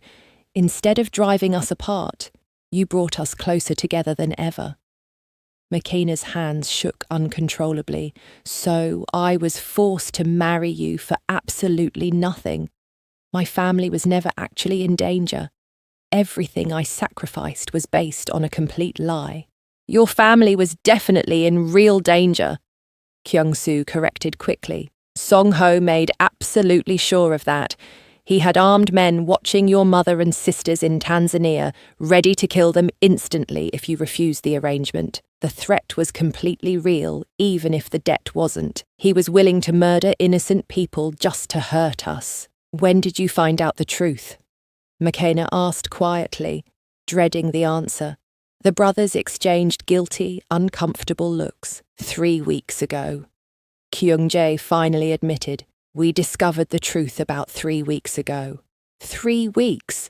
They'd known for 3 entire weeks that her uncle's debt was fake. 3 weeks of making love to her, 3 weeks of telling her they loved her, 3 weeks of planning their future together, all while hiding this massive, life-altering truth from her.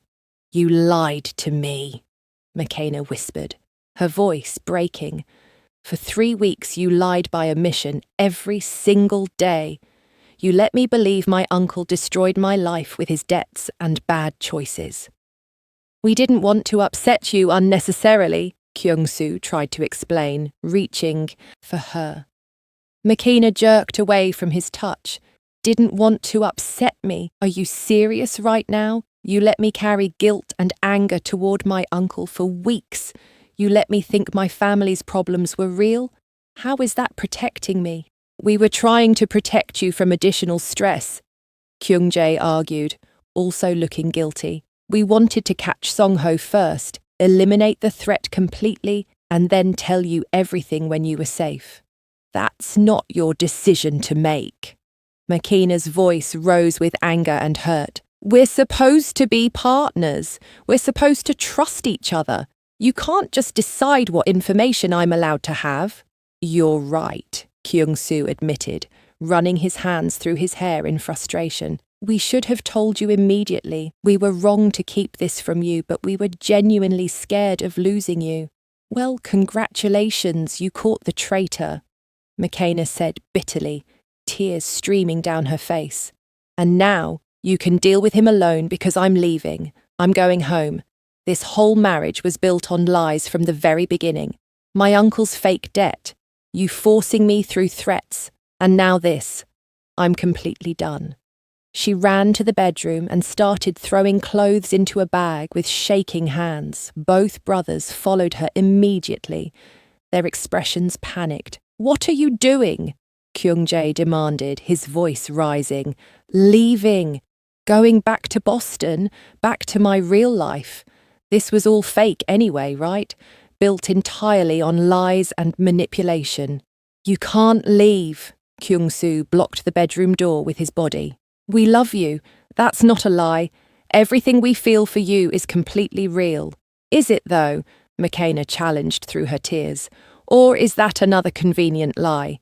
How can I believe anything you say now? It's not a lie. Kyung-jae grabbed her shoulders firmly, making her look at him. Everything we feel for you is genuine and real. Yes, we should have told you about the fake debt sooner. That was a terrible mistake. But we were genuinely terrified of exactly this reaction. Terrified you'd leave us. Terrified we'd lose the best thing that ever happened to us. I have to leave, Makina sobbed, her heart breaking. I can't trust you anymore. Trust is everything in a relationship, and you destroyed it. Then let us prove ourselves to you, Kyung-jae pleaded desperately. Give us one chance to earn your trust back. Just one chance. How could you possibly do that? Makina demanded. Kyung-soo moved closer, his expression intense and desperate. Let us show you right now. Let us prove with our bodies and actions what our words are failing to communicate, that we love you desperately, that we need you more than air, that we absolutely cannot live without you. You think sex will magically fix this? Makina asked incredulously. No, Kyung-jae said seriously, but making love is how we communicate best with you, how we show our deepest feelings when words aren't enough. Let us show you what you truly mean to us. If you still want to leave afterward, we won't physically stop you. Makina knew she should refuse immediately, should pack her bag and demand they take her to the airport right now. But her traitorous heart wanted desperately to believe them, wanted to think their love was real despite the lies, wanted to find a way to forgive them. Please, Kyung-soo begged, and Makina had never heard him beg for anything in all their time together. Please give us this one chance to prove ourselves. Let us show you the truth of our feelings. Fine, Makina whispered, her resolve crumbling. Show me. Prove it. They undressed her slowly and reverently, like she was something infinitely precious and fragile that might break. Their touches were achingly gentle, worshipful almost. They kissed every inch of her skin while murmuring apologies and promises. I'm so sorry we hurt you, Kyung-soo said against her stomach, his lips trailing across her skin. I'm sorry we kept the truth from you. That was cruel and wrong. We never meant to cause you pain, Kyung-jae added, his mouth moving along her inner thigh. You're everything to us, absolutely everything that matters. They made love to her with desperate tenderness, no roughness or domination, just pure emotion expressed through careful touches and gentle kisses. Kyung-soo entered her slowly and carefully, his eyes locked on hers with raw vulnerability. "I love you," he said clearly and firmly. "That's not a lie. It will never be a lie. You can doubt everything else, but never doubt that." Tears rolled down McKenna's cheeks as he moved inside her with aching gentleness. She could feel his emotion, his regret, his genuine love in every careful movement. Her anger started dissolving despite her best efforts to hold on to it. When Kyung-jae took his turn, he was equally tender and emotional. "Don't leave us," he whispered against her lips, kissing away her tears. "Please don't leave us. We'll spend every single day for the rest of our lives making this up to you. We'll be completely transparent from now on. No more secrets, no more lies, ever." They both made love to her together afterward, their bodies surrounding her completely, protecting and cherishing her simultaneously. When they all climaxed together, it felt like a rebirth, like everything was breaking and reforming into something new and potentially stronger. Lying tangled together in the aftermath, McKenna finally spoke into the heavy silence. "I believe you love me. I can feel that what you just showed me was real and genuine, but you still lied to me for weeks. That hurt deeply." "We know," Kyung-soo said quietly, "and we'll never make that mistake again. Complete honesty from now on, no matter how difficult or uncomfortable the truth might be." "I need time," McKenna said firmly. "Time to process everything. Time to rebuild the trust you damaged. This isn't magically fixed just because we had emotional sex. Take all." "The time you need," Kyung-jae agreed immediately. "We're not going anywhere. We'll wait as long as it takes for you to trust us fully again. And I'm helping deal with Song-ho personally," McKenna added, with unexpected steel in her voice. "He targeted me specifically. He threatened my family. He manipulated all of us. I deserve to be part of handling him."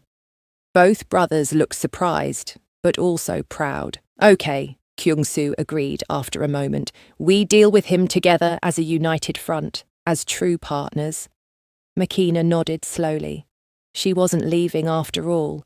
Despite everything, despite the lies and pain, she loved these two complicated, flawed, dangerous men, and love was worth fighting for, even when it hurt. Especially when it hurt.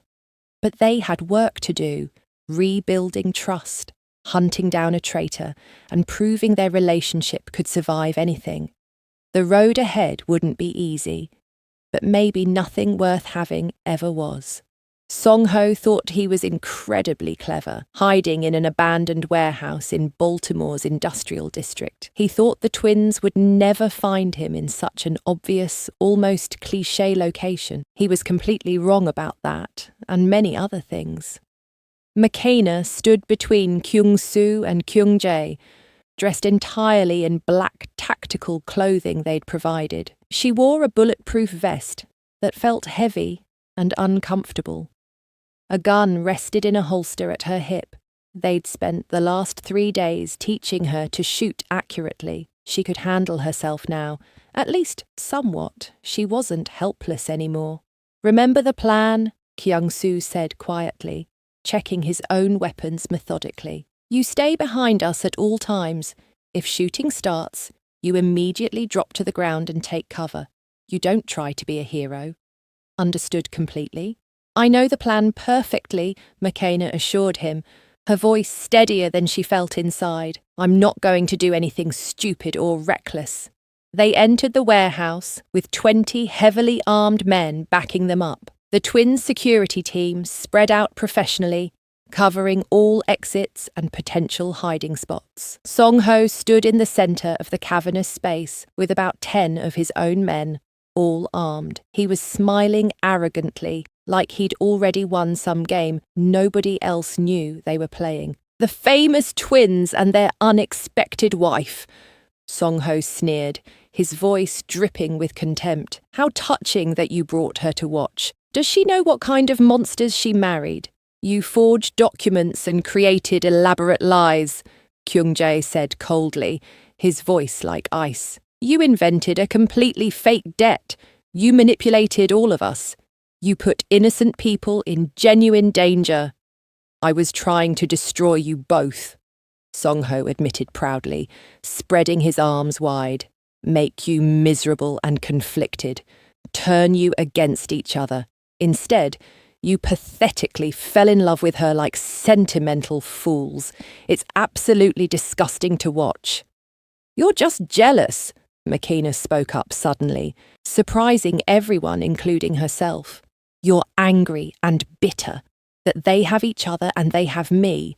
You're alone and miserable, so you wanted everyone else to suffer too.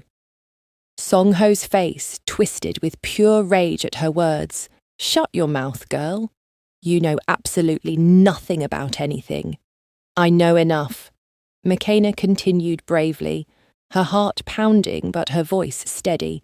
I know you tried to ruin our lives because yours is empty and meaningless. I know you failed completely. I'll kill you right now, Song-ho snarled, reaching for the gun at his waist. Everything happened incredibly fast after that. Kyung-soo and Kyung-jae moved instantly with trained precision, firing their weapons. Song-ho's guards fired back, filling the warehouse with deafening noise. Makina dropped to the concrete floor immediately, like they'd trained her to do, pulling out her own gun. One of Song-ho's men broke away from the main fight and came running directly toward where Makina crouched. He raised his weapon, aiming at her. Panic flooded through her, but training took over automatically. She aimed her gun carefully, remembering everything they'd taught her, and fired twice. Both shots hit him, one in the shoulder, one in the chest. He dropped his weapon and collapsed, screaming. She'd actually shot someone, actually hurt another human being. The realization was shocking and surreal. The fight ended quickly. Song-ho's men were outnumbered and outmatched from the start. Most surrendered once they realized they couldn't win. Song-ho himself lay wounded on the cold concrete floor, blood spreading beneath him from a gunshot wound in his side. Finish it, Kyung-soo said grimly, handing Kyung-jae a gun. But Kyung-jae surprised everyone by handing the weapon to Makina instead. You do it. He hurt you more than anyone. You deserve this closure. Makina took the gun with hands that were surprisingly steady. She walked slowly to where Song-ho lay bleeding and looked down at him.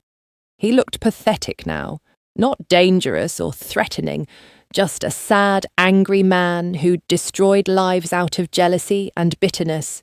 You tried to destroy my life completely, Makina said calmly, her voice not shaking at all.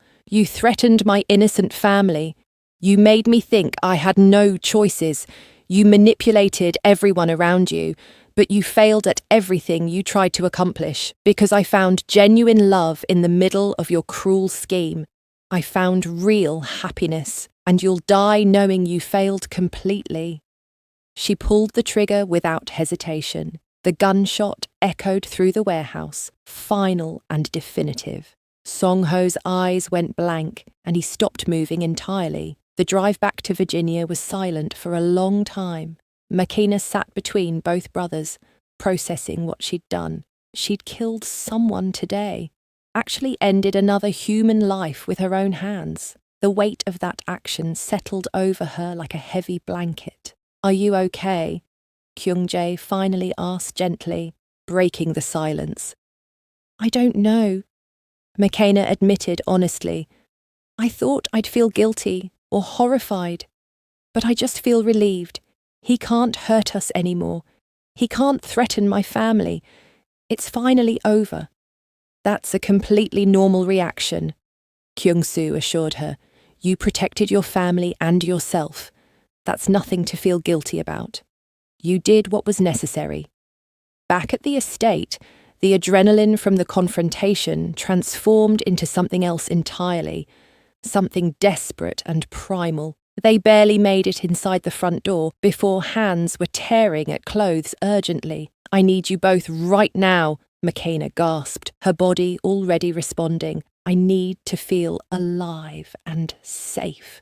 "We need you too," Kyung-soo growled, pressing her against the wall in the entrance hall. "We need to feel you and know you're safe." They didn't make it to the bedroom. Kyung-soo took her right there against the wall, fast and hard and urgent. His hands gripped her hips firmly as he moved inside her with almost desperate intensity. "You were so brave today," Kyung-jae murmured against her neck, his hands touching her everywhere he could reach. "So strong and perfect, our incredible wife." When they finally made it upstairs to their bedroom, they loved her for hours, sometimes gentle, sometimes rough, always intensely emotional. It was a celebration of survival and a confirmation that they were all safe. Every touch was a promise. Every kiss was gratitude. "I love you both so much." McKenna told them between passionate kisses. "Even when you frustrate me, even when you lie to me, I love you completely." "We love you too," Kyung-soo said, his voice raw with emotion. More than anything else in this entire world, they fell asleep tangled together as dawn broke, exhausted, but genuinely happy. The threat was eliminated. Song-ho was dead. They were finally, truly safe to build their future. Morning brought incredible news from their lawyer. Song-ho's death had freed them completely from the organisation. All debts were paid, all obligations were fulfilled, all ties were permanently severed. They were truly free to live however they wanted. "We could go anywhere," Kyung-jae said over breakfast, his voice full of possibilities. "Do anything we want. Start completely over with clean slates. Or we could stay right here," McKenna suggested thoughtfully. "Make this beautiful place our permanent home. Raise our family here in peace and safety." Both brothers smiled at her words. "Our family," Kyung-soo repeated, clearly loving the sound of it. "I really like how that sounds." "Should we start trying seriously?" Kyung-jae asked with a playful grin. "For babies, I mean." McKenna blushed, but nodded eagerly. "Yes, let's start our family for real." They spent that entire day making love with a new purpose, not just for pleasure, but to create life together. Every touch was intentional. Every moment was meaningful. They were building their future one intimate moment at a time. That night, lying in their enormous bed with both brothers' hands resting protectively on her flat stomach, McKenna felt completely content for the first time in her entire life. The journey from terrified captive to confident wife had been wild and unexpected, but she wouldn't change a single thing about how it all happened. "I love both of you more than I ever thought possible," she whispered into the darkness. "We love you infinitely." Both brothers replied in perfect unison, making her smile. Their story had started with force and fear and desperation, but it was transforming into something beautiful, a real family built on genuine love and hard-won trust. And that made everything they'd been through completely worthwhile. 5 months later, McKenna stood in the bathroom, staring at 3 positive pregnancy tests lined up on the marble counter. Her hands trembled with a mixture of joy, disbelief, and overwhelming emotion. She was actually pregnant. There was a baby, or possibly babies, growing inside her right now. After months of hoping and trying, it had finally happened. "McKenna, are you okay in there?" Kyung-soo called through the bathroom door, his voice concerned. "You've been in there for 20 minutes. She opened the door slowly, holding out the tests wordlessly. Both brothers had been hovering outside, and they immediately focused on the small plastic sticks in her shaking hands. For a moment, they just stared, processing what they were seeing. "Are those what I think they are?" Kyung-jae asked, his voice barely above a whisper. Positive, McKenna confirmed, happy tears already streaming down her face. All 3 tests are positive. I'm actually pregnant. Kyung-soo let out a whoop of pure joy that was completely unlike his normally controlled demeanour. He picked McKenna up and spun her around carefully, laughing with delight. Kyung-jae was grinning so widely his face looked like it might split. Tears of happiness rolling down his cheeks without shame. We're having a baby, Kyung-soo said in wonder, setting her down gently like she was made of fragile glass. We're actually going to be fathers. We're going to have a family, Kyung-jae added, his voice thick with emotion as he pulled both of them into a tight embrace. A real family with you. The doctor's appointment 2 weeks later brought even more shocking and wonderful news. McKenna lay on the examination table while the doctor moved the ultrasound wand over her still flat stomach. Both brothers stood on either side of her, gripping her hands tightly, staring at the screen with intense focus. Well, this is certainly interesting, the doctor said with a smile, pointing at the grainy black and white image on the monitor. You're definitely having twins. See? 2 distinct heartbeats right there. Twins, McKenna whispered in shock. We're having twins. Twins often run in families, the doctor explained, moving the ultrasound wand to get better angles. And there's something particularly fascinating here. Based on the genetic testing we ran and the way the embryos are positioned, it appears you conceived 1 baby from each father. It's incredibly rare, but it does happen occasionally with fraternal twins. All 3 of them stared at the doctor in absolute shock. That's actually possible? Kyung-soo asked, his voice full of wonder. Rare, but definitely possible, the doctor confirmed professionally. Congratulations to all 3 of you. You're having fraternal twins, 1 from each biological father. The drive home was filled with amazed, joyful laughter and constant exclamations of disbelief. 1 from each of us, Kyung-jae kept repeating, shaking his head in wonder. That's absolutely perfect. More perfect than we could have ever planned. Our family is growing, Kyung-soo said, his hand resting protectively on McKenna's stomach, even though she wasn't showing yet. 2 babies, our babies.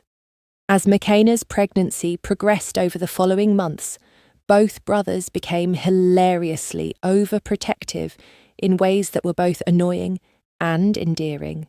They wouldn't let her lift anything heavier than a book. They monitored everything she ate obsessively, making sure she got proper nutrition.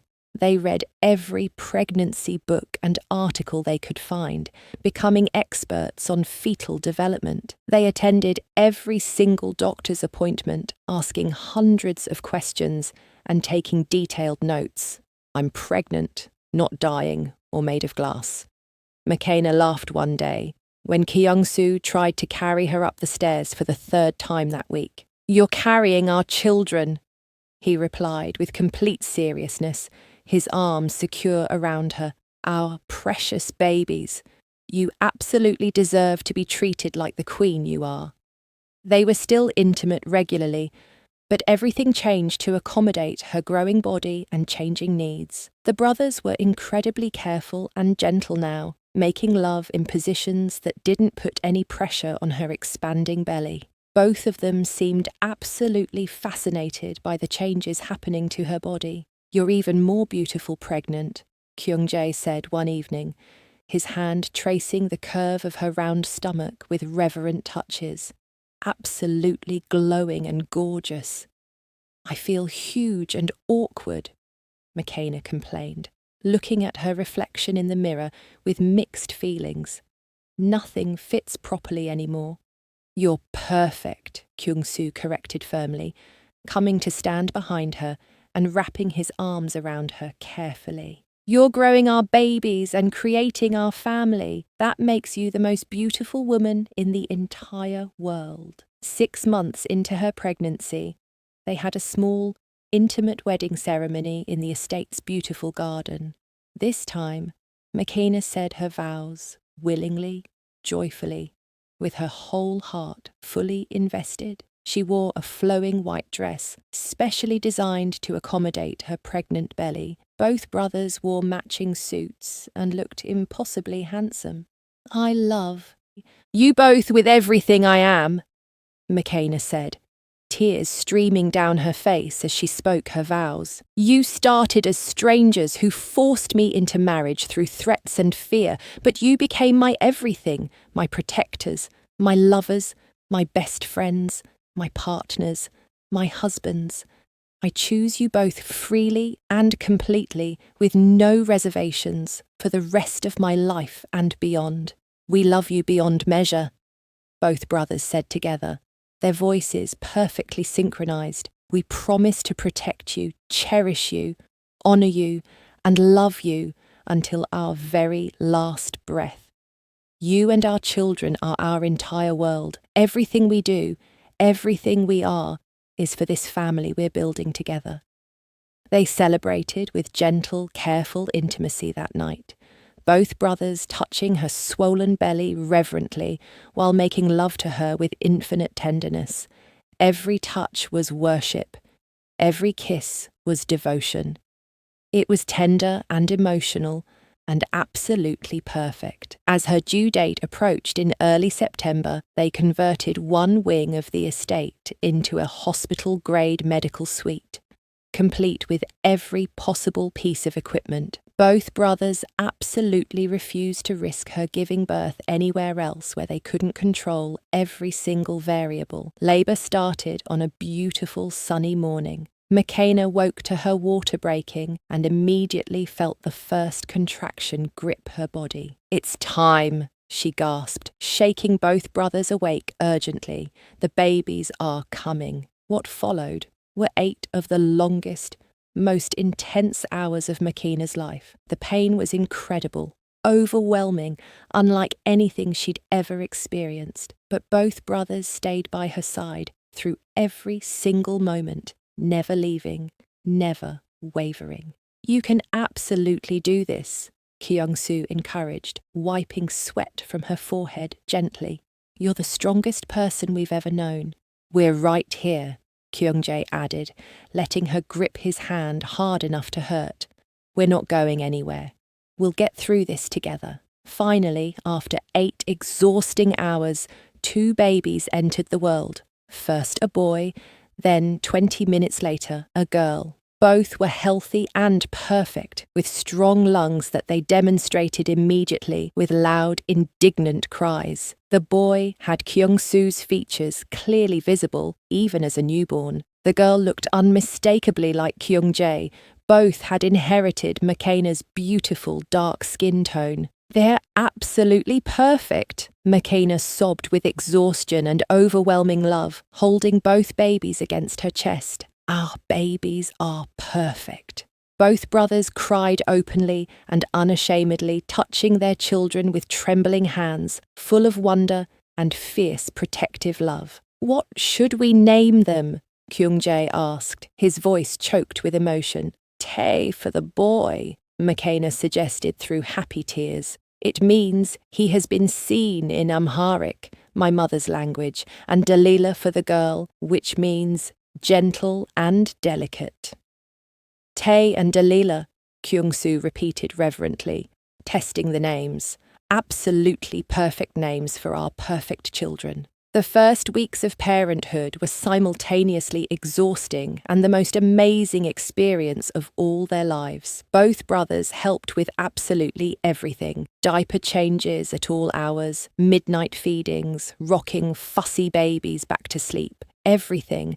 They worked as a perfect team, supporting each other and Makina through the challenging adjustment. One night, about 3 weeks after the births, Makina woke to find both cribs in their bedroom empty. Panic gripped her heart immediately until she heard soft singing drifting up from downstairs. She found both brothers in the living room, Kyung-soo gently holding and swaying with Tae, while Kyung-jae did the same with Dalila. They were singing soft Korean lullabies in perfect harmony, their voices low and soothing. Makayna's heart swelled so much with love, she thought it might actually burst.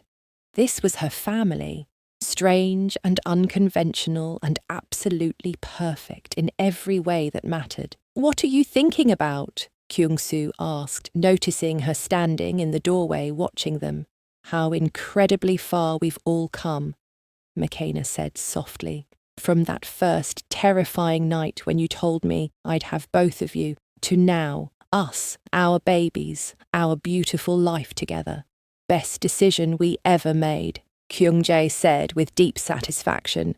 "Choosing you, even if the circumstances were less than ideal initially. You didn't force me." Makayna corrected with a gentle smile. "You rescued me from an ordinary lonely life. You just didn't know it yet, and neither did I. We rescued each other," Kyung-soo said wisely. "We were all incomplete before this. Now we're whole." Years passed in happiness. Tae and Delilah grew into beautiful, intelligent, joyful children who filled the estate with constant laughter and energy. Kyung-soo and Kyung-jae eventually opened a completely legitimate international business together, leaving their dangerous past completely behind forever. Makayna finished her art history degree and opened a successful gallery in Richmond, featuring African artists, fulfilling her dream of celebrating her heritage. She was happy, genuinely, completely, overwhelmingly happy. She was fulfilled in ways she'd never imagined possible. She was loved beyond measure by two incredible men and two amazing children who were her entire world. Sometimes, lying in bed between both husbands while they touched her gently and lovingly, Makayna thought about that terrified young woman who had opened her apartment door to two dangerous strangers. That girl could never have imagined this future, this joy, this perfect family. "I love you both more than words can possibly express," she whispered one quiet evening. "We love you infinitely more." Both brothers replied together in perfect unison, making her laugh like they always did. "Impossible," she declared. "My love is endless and eternal. Then we'll spend forever trying to match it." Kyung-soo promised seriously, and that's exactly what they did. For the rest of their long, happy lives together, three people who had started with force and fear and desperation built something genuinely beautiful. A real family, a warm home, a love story that proved sometimes the most unexpected and difficult beginnings can lead to the happiest possible endings.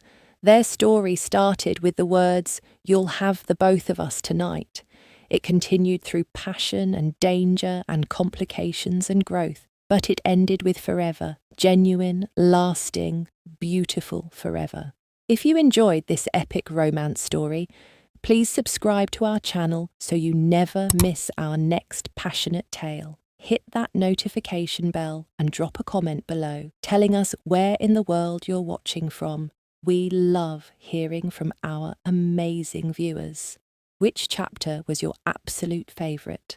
Let us know.